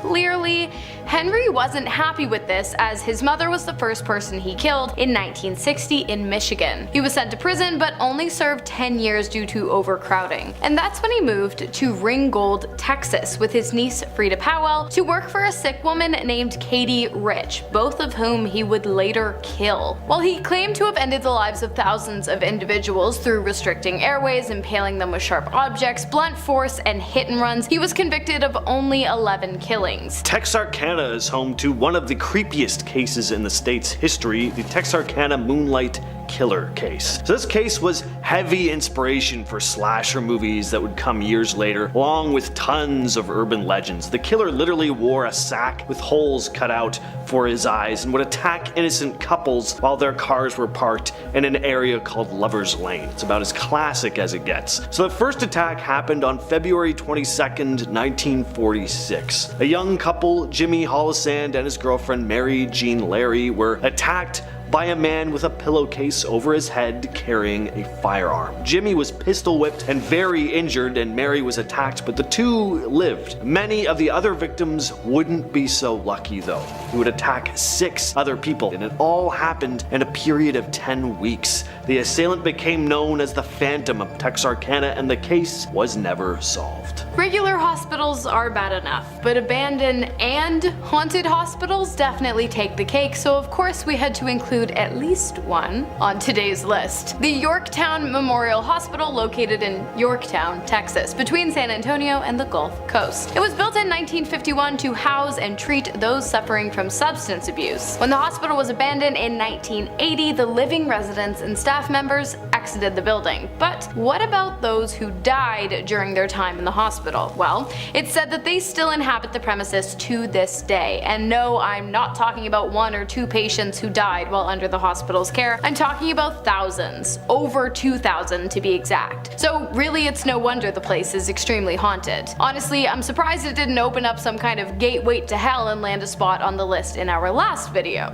Check it out if you'd like. Those who have entered the building have reported feeling a strange rotting sensation and claim that they can feel the tormented soul's energies in the walls. Not only that, but many people have said they've heard screams and disembodied voices while inside, as well as seeing strange floating lights in the hallways, despite the fact that the building is ancient and has no electricity. If you've been, Let me know your experience. Now we move on to Kerrville, Texas with the case of Janine Jones, a nurse who also terrorized San Antonio. What an absolute creep this woman is. Yes, she is still alive. She took the lives of an estimated 60 young patients in her care between 1970 and 1982. She'd inject patients with a variety of substances that would cause cardiac arrest. She first started working as a licensed vocational nurse at Bexar County Hospital in San Antonio in the Pediatric Intensive Care Unit. But hospital staff started realizing that an abnormal amount of young patients were dying in Jones's care. Now, here's where things get really infuriating. An investigation could have been carried out right there and then, and things could have ended here. But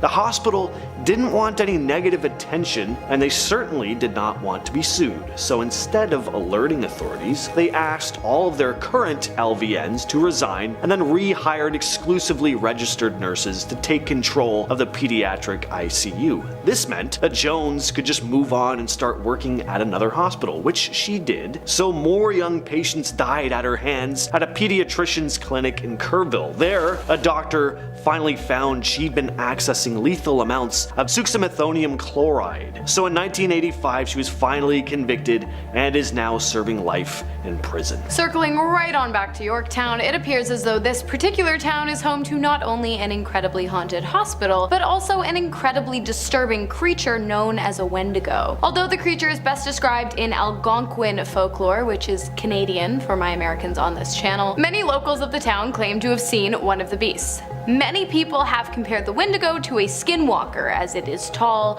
and lanky and somewhat humanoid, but can shapeshift and has been known to devour human flesh. And when a Wendigo finds the body of a deceased hiker, it will often inhabit it, and then turn to killing those who attempt to come into contact with its human exterior. Many people also claim to have seen the demon take the form of animals and follow and stalk them throughout the area. Stay safe out there in Wendigo. Speaking of creepy creatures, Texas is also home to an entity known as Goatman, who stalks the old Alton Bridge connecting Denton and Copper Canyon. So the tale traces back to a black goat farmer named Oscar Washburn, who'd moved his family near the bridge. And Washburn earned a reputation as a very reliable businessman and was nicknamed the Goatman by locals. He even hung a sign on Alton Bridge pointing towards his home, proudly declaring, "This way to the Goatman." But in 1938, members of the local government who had ties to the Ku Klux Klan kidnapped Washburn from his family. They took him to the bridge,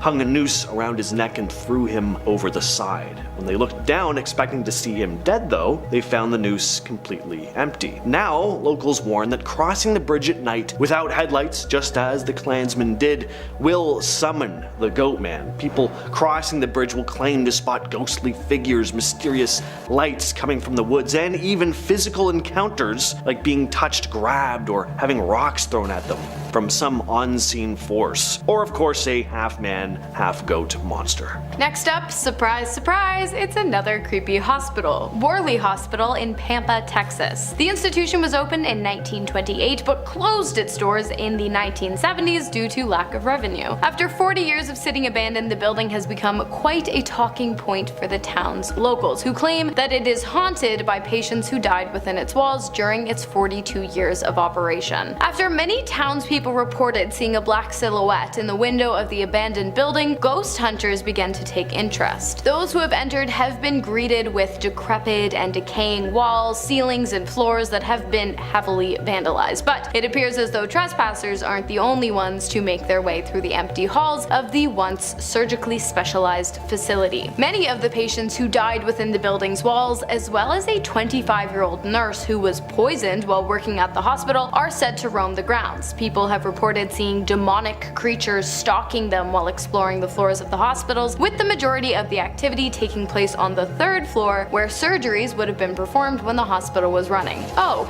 and the current owner of the grounds wants to renovate the building into a ministry.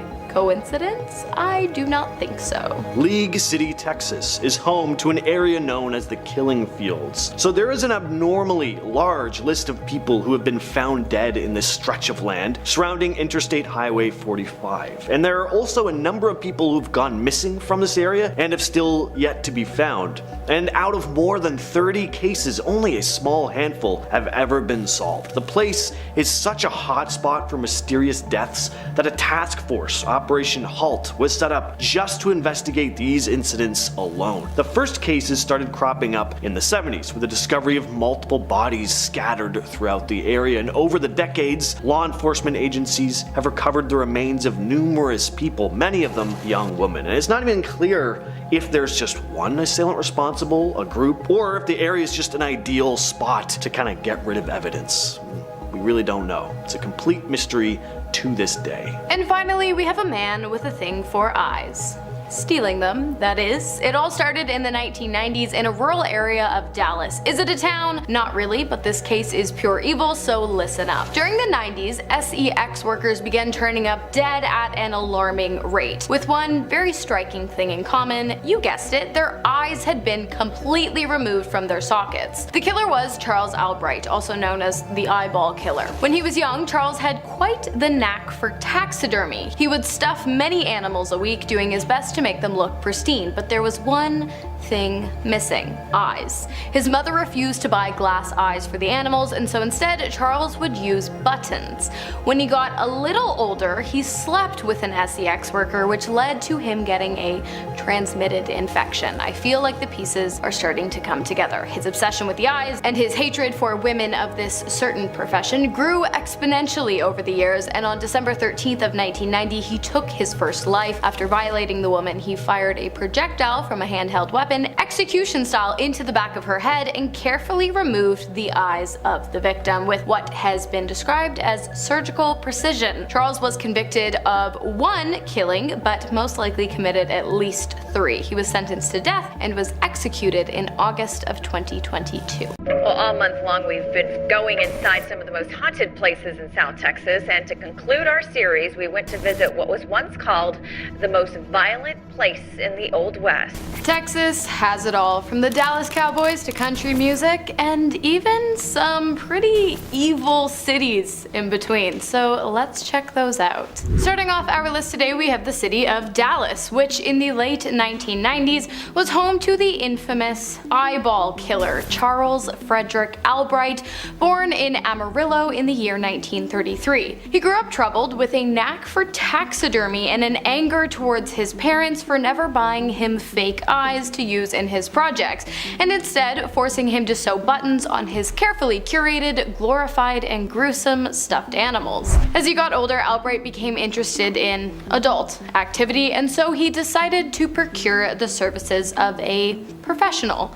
But she gave him an infection and he was pissed. A few years later, on December 13th of 1990, his anger turned to action. He violated and killed a working woman before carefully and completely removing her eyes from the sockets. 2 months later, another worker was discovered missing her eyes, and a month after that, a third.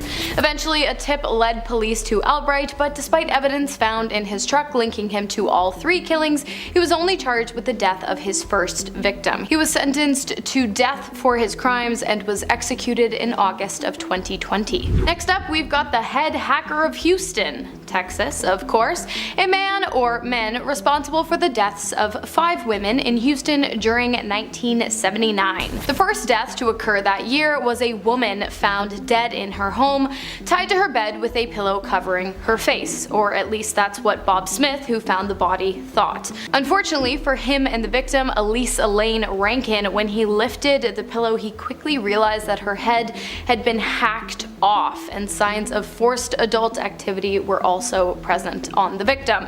2 weeks later, another corpse was found in the same building, just 2 floors up. Mary Michael Calcutta, who was found in her bedroom, fully clothed with her throat cut open, head intact though. That same day, Doris Lynn Threadgill was found dead inside her townhouse, her throat cut so badly that her head was almost completely separated from her body. A few months later, Joan Huffman was found dead in a local park, And on the same day, a man named Robert Sprangenberger was found inside the trunk of a white Dodge car with his head completely removed from his shoulders.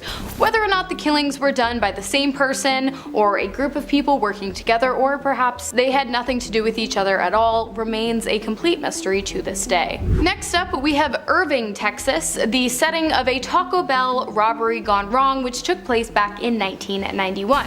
On January 6th of that year, two men, Jesse San Miguel and Jerome Green, forced their way into the local Taco Bell and then forced 4 employees into the restaurant's walk-in freezer. Miguel and Green then ransacked the establishment, emptying all the registers and shoving anything valuable they could find into bags. Initially, the two had agreed that neither one of them were going to cause any harm to the employees, but before they left, San Miguel had a change of heart.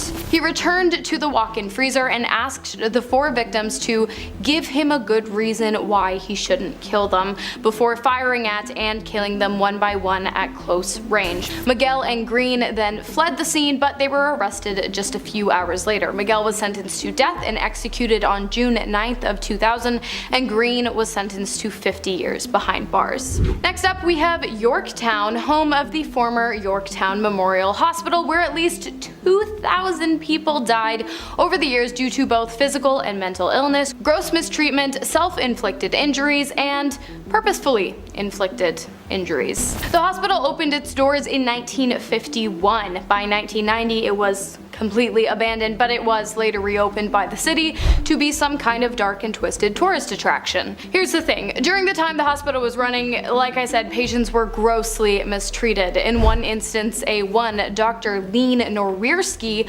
purposefully slit open a patient's throat while performing a procedure. In many other instances, patients were denied food or access to proper care for physical injuries, as well as the mental ailments that led them to becoming imprisoned in the facility in the first place. Today, the ghosts of the deceased patients are said to vengefully roam the halls of the former hospital. I don't blame them. Not only that, but the ghost of a particularly cruel nun known to torment the patients who worked on the ground is also said to inhabit the building, punishing those wearing unacceptable hospital clothes and sporting tattoos by pushing them, scratching them, or forcing them out of the building. Next up, we have Childress, Texas, which between 1988 and 1991 became infamous for a series of assumed satanic-based crimes. The first death to occur in the town was that of Tate Rowland, who was found dangling from a tree.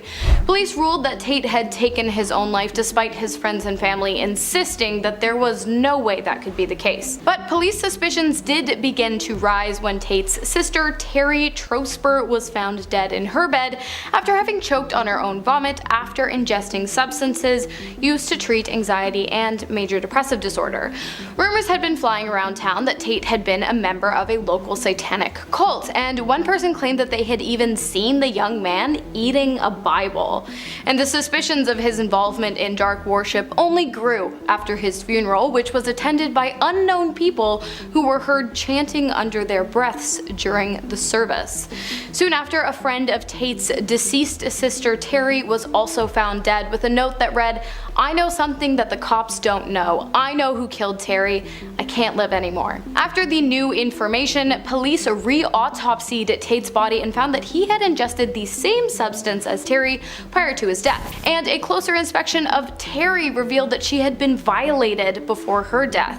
Although the police now fully believed that foul play was clearly a factor in the 2 deaths of the brother and sister, no arrest was ever made. But authorities did put out pamphlets outlining what to look for in cases of ritualistic killings. Next up, we've got the Lubby's Cafe killings, which took place in Killeen, Texas. On October 16th of 1991, George Hennard drove his pickup truck right through the window of Lubby's Cafeteria in Killeen, Texas, before open firing on patrons of the restaurant, which resulted in the deaths of 23 people. When police arrived, he entered into a violent standoff with the officers. He fired, they fired, and Hennard became badly injured. He was instructed to stand down, but he didn't, and instead he turned the weapon on himself and took his own life. Police found a movie ticket stub for the Fisher King, and the fact that his actions closely mirrored the events of the film are what led authorities to believe that he was inspired by the film to do what he did. When Harry entered the restaurant, he screamed, "All the women of Killeen and Belton are vipers," and then he began firing at people while ranting and making snide remarks. Surprisingly, however, despite his intense hatred towards women, he was a known womanizer, he did let a mother and daughter flee the scene before beginning his spree. Next up, Mount Pleasant, Texas, of course. On May 10th of 1982, 3 Pizza Hut employees, Howard McLean, Shirley Thompson, and Greg Dwayne Landrum, were killed during a robbery gone wrong. The trio were closing up the restaurant when Calvin Paget and Max Daughtry entered the establishment demanding money. The problem was there was only $100 in the register. Paget and Daughtry became enraged and, in a fit of anger, fired a projectile at McLaughlin, fired at and beat Landrum, and fired at, beat, and impaled Thompson, all to death. When police arrived at the scene, the bodies of the deceased were found stashed away in the restaurant's storage area. Both Daughtry and Paget were eventually arrested. Daughtry received 30 years in prison for causing the death of Landrum, and Paget received 2 life sentences for causing the deaths of both Thompson and McLaughlin. Next up, we have the pure evil that took place in Austin, Texas all the way back in the early 1880s. On December 30th of 1884, a black female houseworker was found dead on a patch of snow in the city. She had been impaled in the stomach, chest, arms, and legs before being struck in the head with an axe. A few months later, on May 7th of 1885, another black houseworker was found dead, struck in the head with an axe. After that, Irene Cross was found dead after being impaled several times with a large blade. Her death was then followed by the death of Mary Ramey, who was violated before being impaled through the ear, and the next was Gracie Vance and Orange Washington, beaten to death. All of the women fell under the same description. They were all black and they were all houseworkers.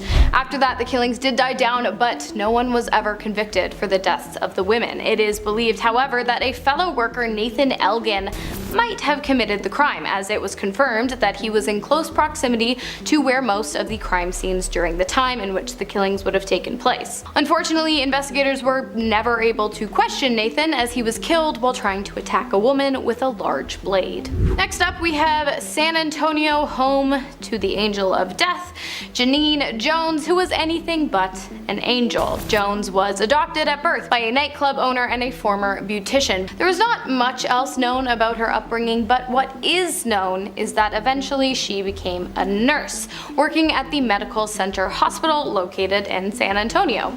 At one point, her coworkers described her as intelligent but coarse and prone to making loud and lewd jokes. I would assume if they were asked to describe her now, they might use harsher language. In 1983, Jones was arrested and charged with killing a young woman in her care by injecting her with a toxic amount of muscle relaxant. She was sentenced to 90 years in prison. The following year, she was given another 60 years after being charged with the attempted killing of another patient, which forced authorities to take a more in-depth look into all of the deaths that occurred in the hospital during Jones's time working as a nurse, which revealed that over 60 patients Jones had access to died between the years of 1981 and 1982. In an interview with police, Jones said that it wasn't her that killed them, but rather the voices in her head. In 2019, Jones was taken to trial, once again charged with the deaths of 5 more patients. It is likely that with new evidence coming to light each and every day, Jones will be spending the rest of her life being pinballed back and forth between both the courthouse and her prison cell. And finally, to finish us off today, we have Beaumont, Texas, where in 2010 a man named Greg Flanagan took his final breath. On September 15th of that year, Flanagan was found dead on the floor of his hotel room. At first, it appeared as though he had died of natural causes, but upon closer inspection, it was revealed that was not the case. Coroners found broken ribs, massive damage to internal organs, a small cut on his frontal private area, and a blunt force injury consistent with injuries that generally occur in the event of a high-speed car crash. But his body showed no signs of bruising. It was truly baffling. The police followed many leads, but each one soon became a dead end. It wasn't until a private investigator was brought in that the case was finally solved. Greg Flanagan was killed after a projectile fired from a handheld weapon from the next room over went through the wall and entered Greg's body through his private area. That's what caused the cut, I suppose. But by then, Greg's body had already been cremated, so no further investigation could be done in that sense. However, police managed to track down the men staying in the room next to Greg the night of his death. They caved when they were questioned, they confessed, and the case was finally solved. Number 10. White Rock Lake. White Rock Lake is an area that is filled with many legends. It's home to the ghost of the Lady of the Lake. Years ago, a young couple was driving home from a party along the lake late one night. The two were tired and ready to go home when the wife suddenly screamed at her husband to stop the car. A young woman in a long white gown had appeared in the road before them. The couple asked the woman if she needed a ride, and she accepted. They drove on, and all while the wife could hear the steady drip, drip, drip of water. But once they reached the address the woman had given them, they turned around to find her gone, leaving behind only a puddle. Confused, the couple got out at the address and knocked on the door. An elderly man answered. They told the man about the young woman they had just picked up, and he sighed and told them they were not the first couple to come knocking on his door late at night. The woman they had picked up was his daughter, who had drowned in White Rock Lake 10 years earlier. The Lady of the Lake has been spotted and even picked up many times since, and continues to haunt White Rock Lake in her white gown, looking for a way back home, and this is just sad. Number 9. Adolphus Hotel. The Adolphus Hotel was built on the former site of Dallas's original city hall in 1912, and the hotel has a reputation as one of the city's most prominent historical landmarks. In addition to being the oldest hotel in the city, it's no surprise it's also among the most haunted. One of the most famous spirits here is an apparition who appears in a 1930s era white wedding gown, the spirit of a jilted bride who was supposed to have been married in one of the hotel's glamorous ballrooms on the 19th floor, but ended up taking her own life at the hotel instead when her groom left her at the altar. Ever since that night, guests staying on the 19th floor report hearing a woman crying, footsteps running up and down the hall, and even the sound of rope creaking under the strain of a body. The bride spirit has been spotted wandering the halls after events and parties, still wearing her white dress and veil. Again, this is just incredibly sad. Staff and guests of the hotel also report an eerie feeling of being watched or of a presence in the room with them. Now, not all ghost residents have sad backstories, as many are believed to be former guests who checked in again during the afterlife because they had such a good time in the hotel back in their days among the living. Guess it's a cool place to be in life and death. Number 8. The Coombs Creek Trail. Located in Oak Cliff, this trail offers a serene, scenic path along Coombs Creek for nature lovers to enjoy, but everything is not as it seems, as this trail has an eerie history. Years ago, a young girl named Mary would ride her bike every day along the trail, but one day Mary never returned home. It's still unknown whether Mary drowned in the creek, was struck by a passing train, or was taken, but she seems to have disappeared without a trace. Hikers still report seeing the figure of a young girl riding her bike dangerously close to the edge of the water, but when they call out to warn her, she vanishes into thin air. Others have reported seeing a small ghostly face of a young girl peeking at them from behind a tree. When they try to move closer to investigate, the face disappears. Then the face reappears further along the trail, inviting the hiker to follow her deeper and deeper into the woods. And if a ghost child is trying to get me to go deeper in the woods, I'm just gonna turn around and leave. Number 7. The Majestic Theater. The Majestic Theater is located on Elm Street in downtown Dallas. Elm Street? No, I've seen that movie before. Now, in the 1910s, it housed live vaudevillian performances before transitioning to screening films in 1922. The Majestic remained in business until the 1970s, and then its doors were reopened for live performances in 1983 after it landed on the National Register of Historic Places. Some say the theater's original owner, Carl Hopitzel, still haunts the building, making sure things run according to his liking. One former employee claimed claims he shared an office space with Carl during his time there. He reports that one of his responsibilities each night was to ensure that the door in his office leading to the theater was locked, but each morning when he showed up for work, the door was wide open, and a strange chill would permeate from the room. When he mentioned this to his manager, he laughed and explained that this was only Carl, who liked to use the door to get into the theater and check up on things. Weird smells, stage props inexplicably moving, and a light hanging above the balcony illuminating on its own have all been attributed to Carl. His spirit is rumored to linger there to this day, making sure his theater runs smoothly and maybe catching a show or two. Number 6. Snuffers Restaurant on Greenville Avenue. Snuffers is a popular local chain that serves classic American food, or at least that's what it says when I Google it. But the location on Greenville Avenue serves up a lot more than just burgers. Customers and staff of the Dallas restaurant claim that the place is seriously haunted. Before Snuffers, there was an Easy Parlor. It seems that a man was badly injured after hours when a fight broke out at an employee party. He then stumbled into the bathroom where he drew his final breaths. Years later, once Easy Parlor became Snuffers, the managers would sit at a table by the bathrooms each night to finish up closing paperwork. As they sat in the dark, near empty restaurant, they would listen as antagonized, stumbling footsteps made their way to the bathroom, then watch as the door creaked open by itself and never shut. In 2013, the original building was demolished and reconstructed, but reports of strange happenings didn't stop. Other employees have since reported feeling cold gusts of wind rush by them and doors slamming shut all on their own. Sounds like a dinner and a show to me.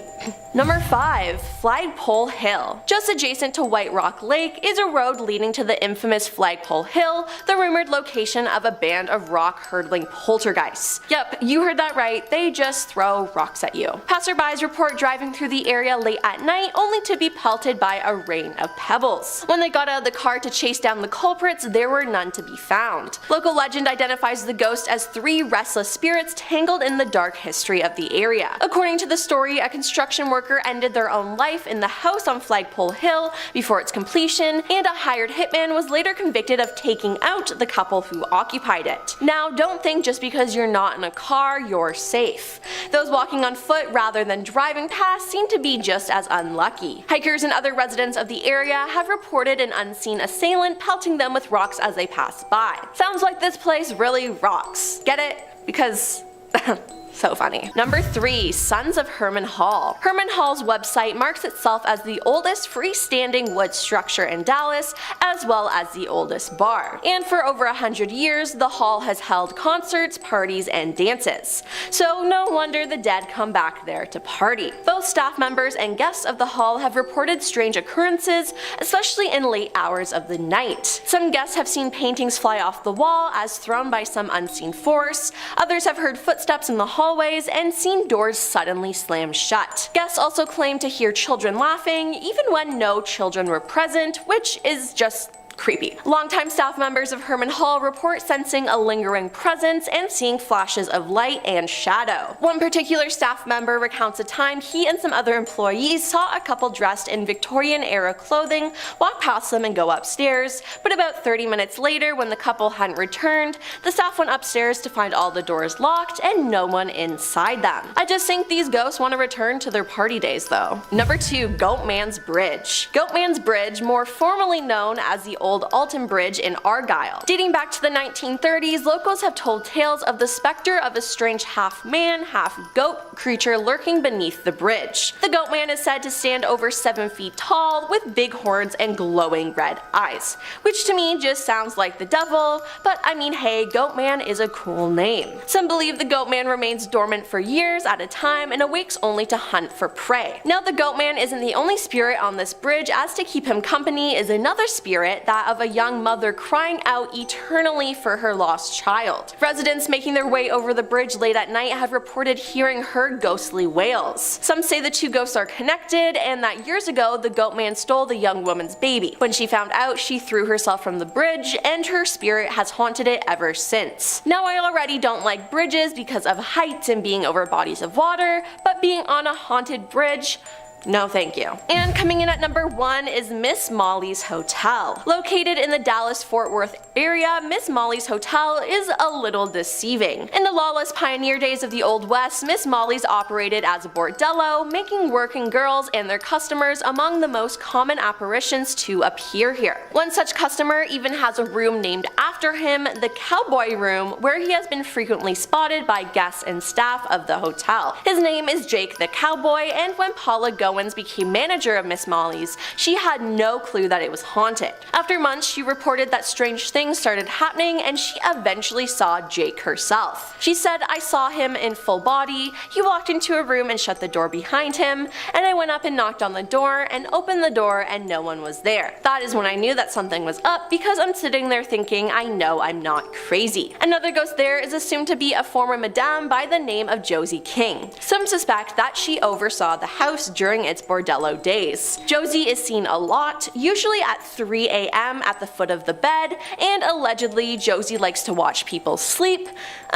No thanks. Guests can also look at the hotel's collection of creepy photographs or listen to eerie audio recordings captured through the years. Starting off our list today, we have the Texas Killing Fields. As the name implies, people died there. At least 30, but possibly more. This stretch of land that covers 25 acres is located just outside of Texas City. It is vast, barren, vacant, and apparently the perfect place to hide a body. Since the 1930s, many young women have gone missing in the area surrounding the fields, and while some remain missing to this day, many of the women's bodies have been found, discarded, in said fields. The first discovery was made in 1984. A dog carried something its owner originally thought was a ball out of the field, but it turned out to be a human skull. And after that, the floodgates opened. Clyde Edwin Hendrick, John Robert King, Peter Zwarst, Kevin Edinson Smith, and William Lewis Reese were all arrested and imprisoned for separate killings, except for King and Zwarst, who had worked together, meaning that only a total of 4 killings have been solved to date. The killers of the remaining victims, as well as the remaining victims' identities, remain unsolved to this day. Next up, we've got Alton Bridge, also known as Goatman Bridge, located between the Texas cities of Denton and Copper Canyon. The bridge was used from the 1930s all the way up to 2001 when it was closed for vehicle traffic. So yes, it's abandoned, but how has it earned itself a spot on our list today? Well, it's got a pretty dark past, which I will tell you about now. The legend goes that in August of 1938, a successful goat breeder who went by the name of Goatman, but whose real name was Oscar Washburn, hung a sign up on the bridge that read, "This way to the Goatman," which apparently severely pissed off a local radical hate group that I can't say the name of here on YouTube, but they wore white pointed hoods and they were terrible. Probably know who I'm talking about. Well, one of the members of that group took Washburn by force. They brought him to the Alton Bridge and ended his life. They threw him over the side of the bridge, but when they looked down to catch a glimpse of his body, he was nowhere to be found. Enraged, the group made their way to his home and killed his entire family. Since this alleged incident, many people have claimed on many separate occasions to have seen the ghost of Oscar Washburn leading his flock across the bridge in the middle of the night. Next up, we have the Baker Hotel in Mineral Wells, Texas, which is probably one of the most famously abandoned places in the state, according to the internet. Although it's no longer abandoned today, actually it's now a health spa. It was abandoned between the years of 1972 and 2019. The hotel opened its doors in 1929, welcoming people from all over who were attracted to this so-called crazy water with healing powers found in the town of Mineral Wells. Many spirits are said to haunt the hotel, including T.D. Baker, who died in his room of unknown causes after his mistress flung herself from a 7th floor window. Another apparition who calls the hotel home is a bellhop who was cut in half during an elevator accident back in the 1950s. If you already have a fear of elevators, I'm so sorry, that's super gross. Another is a young man who died of leukemia while staying at the hotel. Reports of red lipstick smears appearing out of nowhere, broken glass, windows opening and shutting on their own, along with legitimate ghost sightings, continue to fascinate visitors of the area and the hotel, both in its abandoned and reopened state. Next up, we have Stewart Mansion, located in Galveston Island, Texas. This area has a rough history. Before the grounds became the resting place of the Stort Mansion, they had been the campsite of the Karankawa tribe, who were perhaps most well known for eating human flesh. The tribe was also killed on the land by John Lafitte's pirate colony in a gruesome battle. And if that's not bad enough, legend says that the father of the Stort family went mad and killed his wife and sons, and then allegedly buried them all inside the walls of the mansion before taking his own life shortly thereafter. Many people who visit the now abandoned attraction claim to see the ghosts of the Karankawa peoples along with the ghosts of deceased pirates, as well as a voodoo priestess who many believe was a prisoner of the pirate colony, and of course the ghosts of the Storts who are said to walk the halls regretfully and mournfully. Next up at our halfway point today, we have the USS Lexington, an Essex-class aircraft carrier, say that 5 times fast, which during the Second World War participated in almost every major operation in the Pacific Theater, which was kind of the Asia-Pacific Wars, and it spent a total of 21 months in combat. As you can imagine, the massive 872-foot vessel has seen a lot of action in its day, but on its final day at sea, the vessel was hit by 2 torpedoes in its hull and it began to sink. 216 crewmen were killed and 2,735 were evacuated. In true naval fashion, the captain, Felix Stump, was the last to disembark the vessel. He did survive, but died of cancer many years later. Thanks to fundraising efforts, the abandoned ship was eventually retrieved from the ocean floor and converted into a museum, which has been referred to as the most haunted in America. It's said that anyone who enters the ship will feel the presence of those who died on board. Next on our list, we have the Old Yorktown Memorial Hospital, which opened in 1951 and was abandoned in 1990, but eventually reopened many years later as a tourist attraction, meaning you can visit it if you want. While this is the case, many people believe that the hospital was never truly vacant, as even after its closure, it was home to the many ghosts that continue to roam its halls. In fact, the attraction is so haunted, it actually appeared numerous times on the reality television show Ghost Adventures. If you guys watch that, I don't know, let me know in the comments. I've never seen it. Perhaps the most famous story that outlines the horrors of the hospital would have to be the one detailing the incompetence of Dr. Leon Norwierski, who slit a patient's throat while performing a procedure on their neck. Whether or not this was an accident is highly debated. Was he incompetent or was he malicious? I don't know. I always like to think incompetence, but the ghost of the deceased patient is said to vengefully roam the halls of the former hospital. And the hospital is also home to a gaggle of ghost nuns who are super strict, and they punish those wearing unacceptable hospital clothing and sporting tattoos by pushing, scratching, or forcing them out of the building. Next up, we have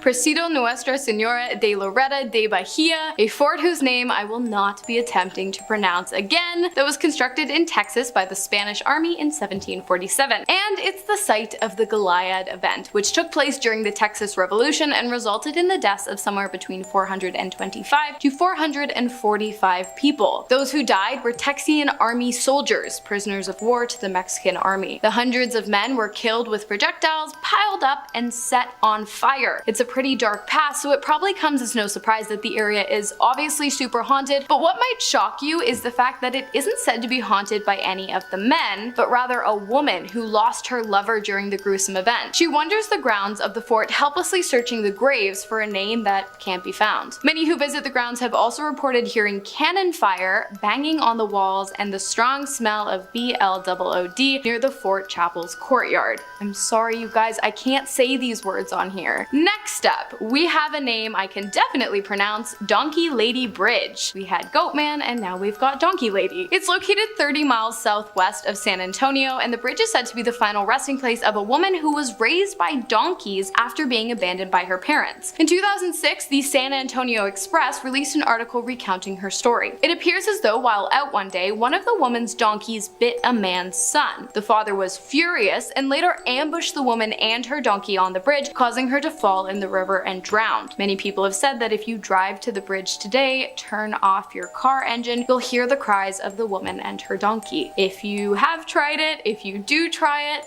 let me know. Starting off our top 2, we have the Toyah Ghost Town. At its peak in 1910, the town was home to a whopping 1,052 people. Not that much. But today, the number has dwindled down to just 57. This is possibly due to the 2004 tornado that devastated the town, leaving the majority of the homes and the volunteer fire department abandoned. While this might sound pretty basic, those who live in the town today tell of something pretty extraordinary. Dark, but extraordinary. Locals believe that the town is occupied by entities, young people with pitch black eyes that go around the town at night, terrorizing its residents, knocking on doors and staring through windows, instilling fear into whoever might meet their gaze. It has been said that this is the true reason for the town's near total abandonment back in the early 2000s, but of course, I want to know what you think. And finally, to finish off our list today, we have the former Williamson County Jail circa 1888. The jail was home to some of Texas's most notorious criminals, including Henry Lee Lucas, who claims to have taken the life of 35 people in the year 1982. It's a busy guy if he did it in just 1 year. The crime rate at the time was out of control, so much so that the jail became quickly overcrowded. So overcrowded, in fact, that it became incredibly easy for inmates to slip out of the prison undetected, only to continue their reign of terror on the Williamson County people. Luckily for the locals, the majority of escaped convicts were recaptured. Unlucky for the convicts, as the majority of them were sentenced to death by lethal injection, electric chair, and the old rope and tree. But you guys know by now, I can't say that word on here. The jail was abandoned in 1971, but it later reopened as county offices, and it has been told that the deceased inmates now haunt the building, throwing binders and books from shelves and lunches off of desks. It seems like they're still kind of holding a bit of a grudge against the members of state. If you're feeling a bit disappointed at the fact that no, it's technically no longer abandoned, it once was though, so that's why it's on this list, I will give you some solace in knowing that the building is actually open for public tours during the fall season, so do with that what you will. Starting off this list, in our number 10 spot, we have Derek L. Frierson. The information put out by authorities regarding this case states that the crime in question took place in 2015 on a night after the suspect had been drinking at a bar in the downtown Orlando area. After having a few too many, he apparently entered his vehicle to drive out of the downtown area. Already bad for sure. The report continues on that he struck the rear of a vehicle which was stopped for a red light at the intersection of East Colonial Drive and North Mills Avenue. When he impacted, it is said that his car was traveling at 55 miles per hour, which is 88.5 kilometers per hour, and that it made no attempts to avoid the crash. This crash caused the death of one person in the vehicle that was sitting at the red light, along with another one of the passengers to become paralyzed from the waist down, while the other 3 in the vehicle all sustained other injuries as well. Derek was found to have had a blood alcohol level of 0.215 that night, which is over 2.5 times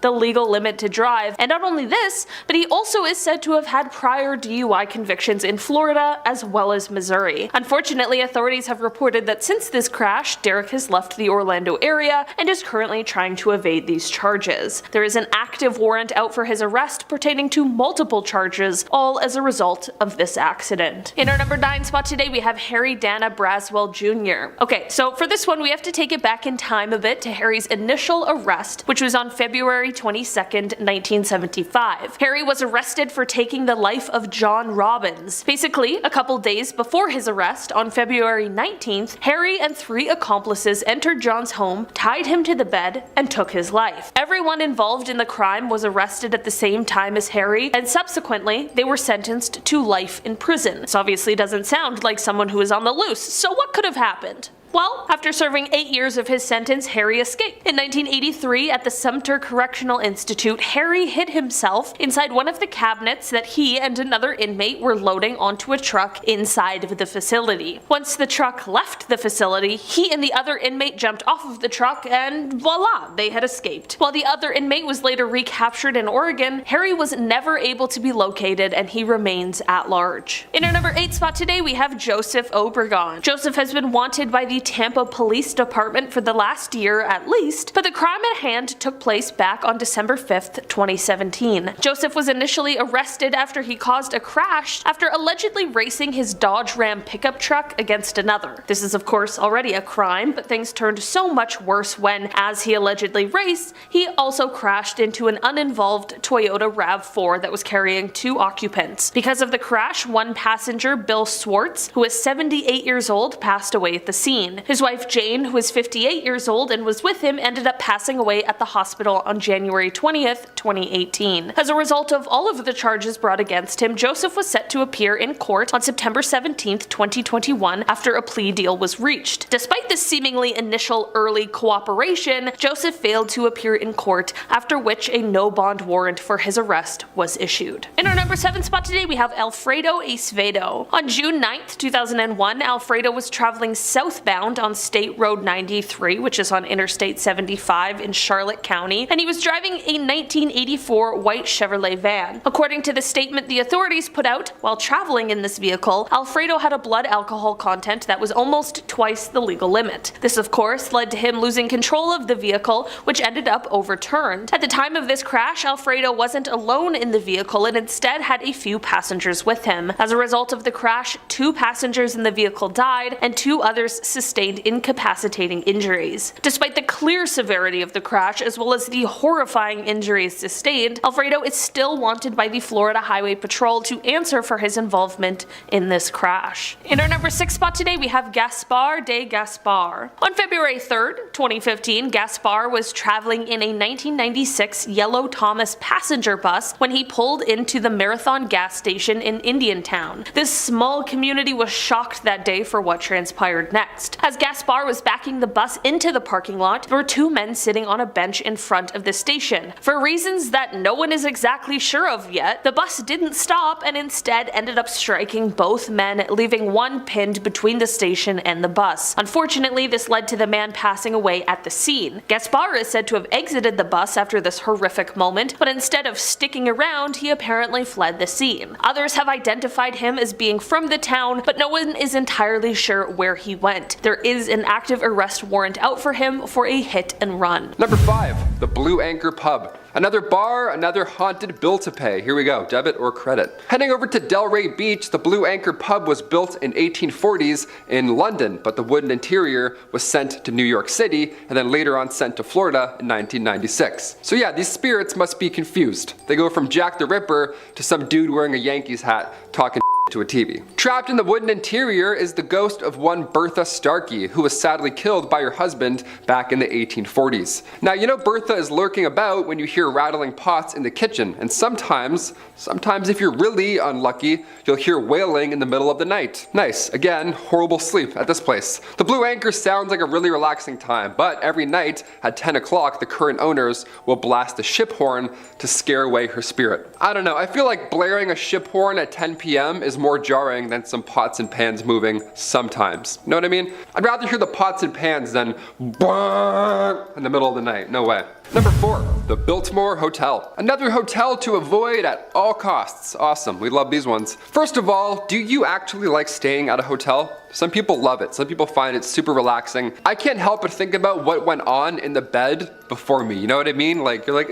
why does this part of the bed feel a little bit caved in? What's going on here? Every time I'm in a hotel, I have the worst dreams and I can't sleep at all. The Biltmore Hotel in the city of Coral Gables is also one of the most haunted hotels in Florida. You've probably heard of this at some point. It all started in 1926 during initial construction. The Biltmore witnessed a foul killing on the 13th floor. The 13th floor of all floors, my God. The Biltmore was also turned into a military hotel during World War II before ultimately being closed and then abandoned later in 1968. Now, the city renovated the hotel later on in the 80s, but it didn't take long for ghost stories to start to spread. It's horrible, horrible past, I mean, more than fair. Now, of course, the most activity is on the 13th floor, so if you do check this one out, really double down, go to the haunted floor, you know, don't just look outside and then book. Go in, stay a night. I can't believe some buildings don't have a 13th floor. Can you imagine that? Well, they do, but everyone pretends that they don't, you know what I mean? They're like, yeah, it's 12. I don't know, we'll see. Are you a 13th floor believer? Comment down below. Me personally, I don't think so, because it's the 14th or the 12th. Or the 13th, I don't know anymore. No one knows anymore. It goes 11, 12, 14. You're like, really? What's the 14s? We know what's going on here, come on. Number 3, Tampa Theater. If you're a fellow theater kid, you're also gonna love this one. Here we go. Tampa Theater opened up in 1926. The theater is now said, of course, to be haunted by a woman that was struck and killed by a carriage on the property. Imagine being hit by a carriage. It's so slow. This was actually before the theater was built, so her spirit has been there for a while. If you go to Tampa Theater today, you might catch a glimpse of that woman in a white gown walking across the mezzanine hallway. This time without carriages whipping through, hopefully, sans carriage. Imagine telling somebody in front of you to sit down during a show, then they just disappear. You're like, I think that was a ghost. I think that was probably a ghost. It says in the playbill, ghost, so maybe that was her. Tampa Theater, of course, has leaned into these claims. Now they offer Ghosts of Tampa Theater Tour, where guests can learn about its haunted history. I'd love to do this tour. I don't know, maybe I'll go to Florida. Who knows? I won't. I'm probably not going to. Number 2, Key West Cemetery. A cemetery that's haunted. Get out of town. You don't say. The Beachside Cemetery was built in 1847. Now, it was built specifically for victims of a hurricane that occurred a year prior in 1846. That's terrible. Now, this cemetery is the final resting place for roughly 80,000 to 100,000 people. So yeah, I can only assume there's a ghost or two hanging out. That's extremely tragic. Walking through a graveyard at night is scary enough anytime, but Key West Cemetery is so specific that the entire time you're walking through, you feel connected in a way. Now, me personally, I'm all set. I don't want to feel connected to an 1846 tragedy. I'm all set. I'll go the long way around the cemetery, then I'll meet you on the other side, if anything. But if you're into this kind of thing, they also offer ghost tours, so knock yourself out. There you go. Apparently, it's too scary for children, so that's a plus. Lines will be a little shorter than usual. And finally, number 1, St. Augustine Lighthouse. A scary lighthouse? How? How is that possible? The St. Augustine Lighthouse is located, of course, in Florida and was built between 1871 and 1874. And it's considered Florida's first official lighthouse ever. Imagine that. Boom, let there be light. Hey, I made you a lighthouse. Enjoy, we're all good now. There have been several tragic events over the following years, seeing as it's the first lighthouse ever. Seen a lot of history. But even during initial construction, there were several freak accidents on site. Today, said spirits are still lurking about. Sightings of shadowy figures are common, but just one time, somebody saw a hand coming through the tower door. Yeah, a floaty hand, like from Idle Hands. How terrifying is that? Can you imagine just a Smash Bros hand just lurking near you? Several guests have reported furniture also moving around on its own, which is definitely a hazard. And one person even said that they had some of their arm hairs plucked off of them while they were in the basement. Probably that floaty weird hand just doink. Give me one of those. Another guest felt someone grab their ankle at one point while walking down a hallway, which actually caused them to trip and fall down, so something's going on. I don't know what this ghost hand wants, but it's pretty chaotic to me, it seems. I think the ghost hand wants you to click like if you like this video. I think that's what it wants. Nestled in the heart of Florida, a stretch of Interstate 4 harbors a chilling secret that might just make your GPS falter and your headlights flicker. Known as the Dead Zone, this haunted highway is steeped in ghostly tales that date back to the days when pioneer spirits roamed the land. Locals whisper about electronic blackouts and strange voices that crackle through car radios as they drive through this mysterious section of road. I don't know, I've never really heard about like a specific, I think we've done top 10 haunted roads in the past, but I don't know if we've done top 10 haunted specific sections of roads. I don't know, maybe that's an idea. The origins of the Dead Zone trace back to a tragic past involving a group of Swedish settlers who met their untimely demise due to an epidemic before the turn of the 19th century. These settlers were laid to rest right where they fell, and a local farmer later acquired the land, farming respectfully around the graves, never disturbing the final resting place of these souls. What a nice man. However, the serenity of this site was disrupted in the 1950s when the farmer's widow sold the land to the state, paving way for Interstate 4 to be constructed directly over this sacred burial site. Today, some believe that these restless spirits of the pioneers are expressing their displeasure by meddling with the very fabric of reality along this segment of the highway. It's no wonder that the area has become notorious for its spooky occurrences, from unexplained accidents to bone-chilling sounds emanating from nowhere. So next time you're driving down the I-4 and your radio starts to hiss or your dashboard lights start to dance, remember that you might just be passing through the dead zone, where the past is anything but forgotten. So that's just nice for your little road trip. You're just having snacks with your family, listening to the radio, and you're like, oh, we're driving over somebody's burial site. How sad. Pour one out.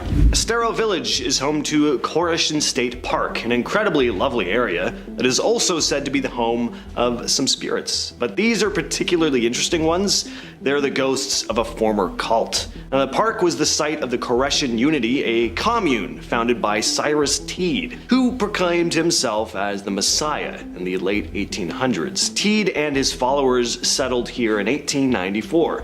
When Teed died in 1908, though, his followers loaded him up into a bathtub while they awaited his resurrection. Well, weeks went by and he hadn't come back to life yet, and his decomposing corpse was getting so bad that the health department stepped in and forced them to get rid of it.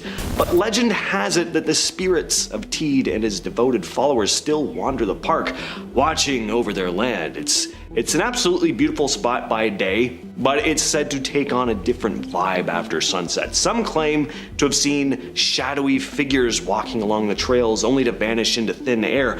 Others report hearing unexplained voices echoing through the buildings. And then there are the mysterious orbs of light that have been spotted floating in the darkness. Found in St. Augustine, Florida, and built in 1672, Castillo de San Marcos is a historic site that has switched hands from Spanish to British to American control, witnessing countless battles and echoing the tumultuous history of its time. Today, it serves as a museum, captivating tourists with not only its architectural grandeur, but also its eerie legends. Visitors often speak of sightings of fallen soldiers still patrolling the ancient walls as if guarding the fortress from long-gone enemies. Even more haunting are the tales of a tragic love triangle involving a Spanish colonel, a captain, and a woman whose spirits are said to roam the dungeons where their bodies were once found under very mysterious circumstances. This castle, with its dark past and spectral inhabitants, continues to be a beacon for those drawn to the unexplained and the supernatural. Florida is even said to be the home of a haunted tree, often called the Devil's Tree, located in Oak Hammock Park. So back in the early 70s, a number of killings happened here, and they happened at the hands of the former sheriff's deputy of Martin County, Gerard John Schaefer. He'd buried two of his victims, Susan Place and Georgia Jessup, who he'd violated before killing, and then buried their bodies close to the tree. Now, Schaefer took the lives of at least 26 women. He'd lure them using his badge before driving them out to remote locations, usually tying them to trees before taking their lives. He was finally arrested and sentenced after two of his victims managed to escape. He was later killed in prison by a fellow inmate. Legend has it that the tree is now possessed. It's said that over the years there have been several attempts to cut down the tree, but something's always gone wrong. There are also stories about figures dressed in dark hooded cloaks performing satanic rituals near the tree at night. The stories about the Devil's Tree are so well known that in the early 90s, a local priest supposedly tried to perform an exorcism there to try and rid it of its dark energy. Near Tampa, Florida, the Sunshine Skyway Bridge isn't just a stunning feat of engineering, it's a hotspot for creepy tales that might just give you goosebumps. Let's take it back to 1980, and amidst a foggy morning, a colossal freighter misjudges its path and slams into the bridge. The impact is catastrophic. Cars and even a Greyhound bus plunge into the icy depths below. But the eerie occurrences don't stop at this freak accident. Over the years, the bridge has become a grim sight where 200 unfortunate souls have met their end, leaping from its highest point. And if that's not enough to send a shiver down your spine, consider the whispers some have heard while crossing, or the shadowy figures seen wandering perilously close to the edge. Most unsettling of all are the tales of a phantom hitchhiker, a young woman who appears real enough to be given a ride across the bridge only to somehow vanish from the passenger seat without a trace. Starting off at number 10 now, we have Bloody Bucket Bridge. This one comes from the town of Wauchula. There you can find an old road built over 100 years ago. To the locals, it's simply known as Bloody Bucket Road. Follow that along and you'll find Bloody Bucket Bridge, which crosses a narrow waterway that locals say sometimes runs red with human blood. The story goes that after the Civil War, a freed slave and her husband settled down in the town nearby. She was elderly and took up work as a midwife. It was very tough for her because every day she was reminded of the children that were stolen away from her when she was a slave. Eventually she began to lose her mind because of this. She would suffocate and kill babies that she delivered as they were being born. She would then bury them in the river and dump buckets of blood into the water by the bridge. Everyone thought the babies were just stillborn. By the time people became suspicious and stopped using her as a midwife, it's thought she killed about 100 babies. She was exiled and spent the rest of her days as a madwoman in the Florida swamps, screaming that she was being haunted by the ghosts of the babies. She always kept a bucket next to her that was said to fill up with ghostly blood. Legend says if you go to that bridge today and wait for a full moon, you can see the water run red with blood. Stay too long though, and you may even hear screams coming from the woods. Moving on to number 9 now, we have the skunk ape. A number of southern states in the US have the legend of the skunk ape, but I think it's most prominent in Florida. Ever since the 1960s and 70s, Floridians have been reporting the sight of a giant ape-like creature stalking the Everglades. More often than not, they don't just see this creature, they also smell it. It gets the skunk part of its name from its unbearable odor, said to be like methane or rotten eggs. Physical descriptions vary, but the skunk ape is said to stand about 7 feet tall and weigh up to 450 pounds. Locals say it lives in alligator caves along with dead animal carcasses. While most scientists have discredited the idea of a giant ape running around Florida, there are many people who swear by it. These days there's even an official skunk ape research headquarters in Okeechobee. Researchers collect samples and investigate reports of swamp ape sightings. At the time of recording, they've yet to find conclusive evidence and the search continues. At number 8 now, we have the killer cloud. Honestly, out of all the urban legends that I've talked about on this channel, this is perhaps one of the most unique. In the woods along the Tomoka River on Daytona Beach, a strange pink cloud has been blamed for the disappearance of dozens of people over the years. The cloud was first seen in the 1950s and 60s and is said to appear during the colder months of the year. It's rumoured to devour the flesh off human bodies. Locals have reported finding human bones in the area after the cloud has disappeared. Some say that it's swamp gas or a local fog that covers only a small area. Perhaps the creepiest explanation though is that it's the angry spirit of Chief Tomoki, who was cursed for drinking from a sacred spring. Now he devours anyone who can't outrun the pink cloud. Next at number 7 now, we have the Tallahassee Witch. In 1889, Elizabeth Budd Graham was buried in the Old City Cemetery in Tallahassee. The 23-year-old was a wife and mother whose life was not overly remarkable. Locals have always found it strange then that her tomb is perhaps the grandest in the whole cemetery. Local legend says the reason is because Elizabeth was a witch. As with Christian tradition, the other graves faced east, but Elizabeth's faces west, the exact opposite. Her gravestone has a poem by Edgar Allan Poe engraved on it, which reads, "Ah, broken is the golden bowl, the spirit flown forever. Let the bell toll, a saintly soul floats on a Stygian river. Come, let the burial rite be read, the funeral song be sung, an anthem for the queenliest dead that died so young, a dirge for her, the doubly dead, in that she died so young." Now some people believe this holds clues to her being a witch. Broken in a bowl is said to refer to her killing a vampire. Doubly dead refers to witchcraft, as a witch must be killed twice to die. To this day, locals have reported modern day witches visiting her grave to pay their respects. In our number 5 spot today, we have Uriel Aguilar. The incident involving this man is said to have taken place on June 26, 2008, when Uriel ran into another man named Pedro Trevino at the Prime Supermarket in Mulberry, Florida. The men knew each other because they were co-workers, and there was a bit of a rocky history there because it is said that they had prior altercations with one another. Authorities reported that as Uriel and his brother were leaving the store, Pedro approached them and challenged Uriel to a fight. Uriel agreed to the fight, and when he went to meet Pedro in the parking lot for it, he also brought a weapon along with him.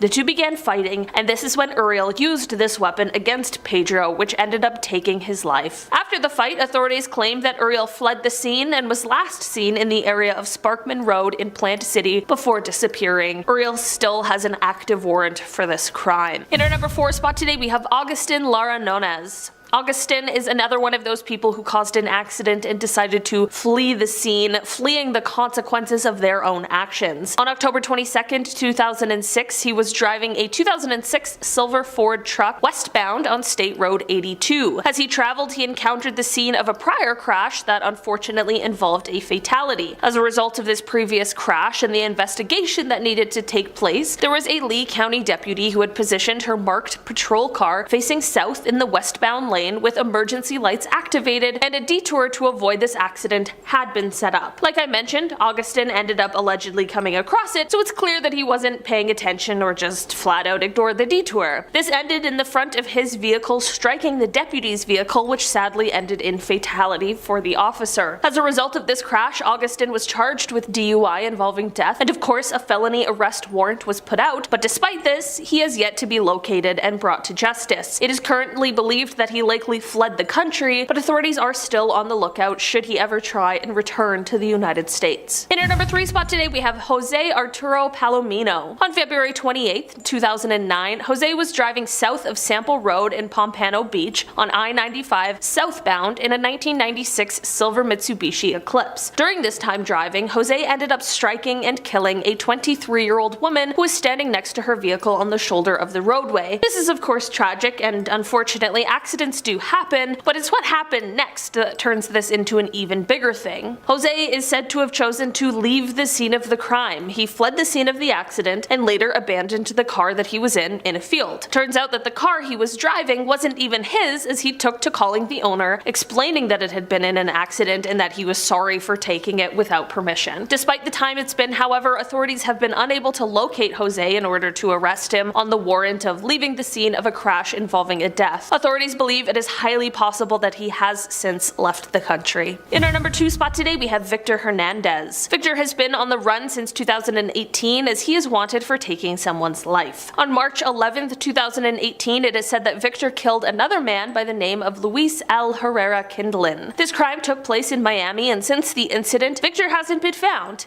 In the poster about how Victor is wanted, authorities revealed that not only should he be treated as being armed and dangerous, but he also has one identifying feature about him, and that is the fact that he has a stoma in his throat. Right now, there is a reward for any tips that lead to his arrest. Right now, the Miami-Dade Florida Keys Crime Stoppers is offering a reward of up to $3,000, so if anyone has any information, they should definitely reach out to them to share, and all the tips will remain anonymous. In our number 1 spot today, we have Eric John Ritters. Eric is a wanted man and has been for quite a while now, since an incident that occurred on November 8th, 2002. Basically, that night Eric was traveling in a 1999 Oldsmobile northbound on Florida State Road 423, and he was going quite fast, definitely a lot faster than he should have been. As he sped, he allegedly lost control of the vehicle and ended up striking another car that was legally stopped. The front of Eric's car ended up hitting the driver's side door of the other vehicle, which caused significant damage, as well as very sadly led to fatal injuries for the driver, as well as the 2 other occupants of the vehicle that Eric hit. Eric was not only driving while intoxicated, but he was also going approximately 97 miles an hour at the time of the incident, despite it being a 45-mile-per-hour zone. I had to convert it to kilometers to get the full magnitude of the speed, so if you're like me, that's about 156 kilometers per hour in a 72 kilometer per hour zone. Despite these extensive injuries and the loss of life, Eric completely disappeared and still has 3 active warrants out for his arrest. Kicking off our list at number 10,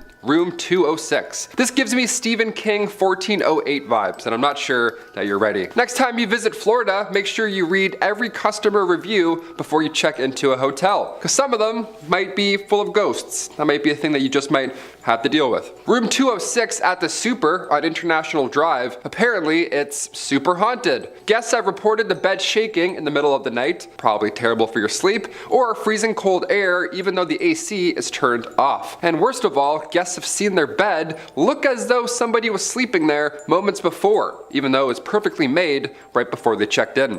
Can ghosts squat? Is that legal? We've got a couple of spirit squatters in our room. Gotta move. Number 9, Disney on Ice. Many families love to visit Orlando at this time of year. The theme parks there are spectacular, especially Disney World. I went once when I was younger, but I don't recall ever seeing a real life Walt Disney. I don't know, maybe it has something to do with the fact that he died in 1966. Who knows? But never say never. One of Orlando's oldest tales is that Walt Disney had his body cryogenically frozen after his death. And right now, apparently it's being stored in a bunker underneath the theme park. I mean, that's a bit more creative than being cremated. I'll give him that. It's pretty Walt Disney of him just to freeze himself forever. A grad from the University of Central Florida Film School, Benjamin Lancaster, they actually made a film about this whole idea. It's called The Further Adventures of Walt's Frozen Head. That's a family classic, some would say. Number 8, Scarlett O'Hara's. You're gonna need 2 pieces of ID for this next one, alright? Perhaps the most haunted bar in Florida, located in St. Augustine, Scarlett O'Hara's is haunted by a past owner. Many believe that spirit likes to make itself known to guests. That's always fun. Try and go grab a pint and now you got a ghoul in front of you. That spirit is one of George Coley. Now George sadly bit the bullet one night when he was in his bathtub, so now we have a series of unexplainable events. Plates and glasses will sometimes move across the bar on their own, and the jukebox keeps playing Help Me Rhonda even when it's unplugged. So that's absolutely terrifying. If you want to check it out now, be warned, because it's a full-on tourist attraction at this point. But if you go, you can pose alongside the same bathtub that George Coley died in. Yeah, how lovely is that? Are we going to Disney World? Nah, even better, Scarlett O'Hara's. Yeah, you're gonna love it. Number 7, Stranahan House. You don't want to be stranded at the Stranahan House. It's gonna be bad news. Fort Lauderdale has a few haunted hidden gems, and the oldest house just happens to be the most haunted. What do you know? What odds are that? What odds are that? What are those odds? There we go. The house's OG owner was Frank Stranahan, and today, if you visit ye old stomping grounds, well, you might catch Frank in a photo or two. It's said that Frank still oversees the place and he regularly shows up in guests' photos. So this ghost likes to photobomb. That's pretty amazing. I kind of like that. I suppose being trapped in the same house for all of eternity probably gets a little boring from time to time. Just to pop into a photo, throw some peace signs up, and then disappear back into the walls. Ivy Stranahan, Frank's late wife, she also has made an appearance or two. Nice, true love is haunting the same house forever. Guests have felt a cold hand on their shoulder, and her perfume still lingers in the hallway. Must have been some good strong stuff, nice. Now it's not all fun and games. Augustus Stranahan, aka Frank's father, well, his ghost likes to throw books. It's really aggressive, so heads up for that, I guess, if you go. Cheers. Number 6, the Plaza Resort and Spa. Ah yes, kick back and relax with ghosts. It's just what you want. You're never alone, I guess, that's a plus side. The Plaza Resort and Spa sounds like a relaxing getaway until you start looking up footage of the actual resort. One's gonna get your attention for sure. Back in August 2013, security cameras captured late night footage of this shape-shifting ghost, some sort of spirit, some scary blob. It's bad news, really, in any regard. What happened was the original building was destroyed by fire in 1909, and current staff will testify that they've seen the ghosts of victims caught in that blaze. How they know? I have no idea, but apparently they do know. It's a lot of details for one ghost appearance. One of the most common sightings includes a woman whose spirit is known to mess with the elevators and make items in the kitchen disappear. Okay, really? That last one's for sure an employee stealing food. He's like, oh yeah, I don't know. I think a ghost ate that cheesecake, boss. I don't know, spooky stuff, spooky. Moving on to number 5 now, we have the Devil's Chair. Legend says that in a graveyard in Cassadaga, Florida, is a chair that belongs to the devil himself. It's a wide brick bench that was supposedly built by the devil. Every night at midnight, the devil returns to sit in this chair. It's meant only for him, and if you sit in it, he will have his revenge. Locals say that he whispers evil ideas in your ear while you're in the chair,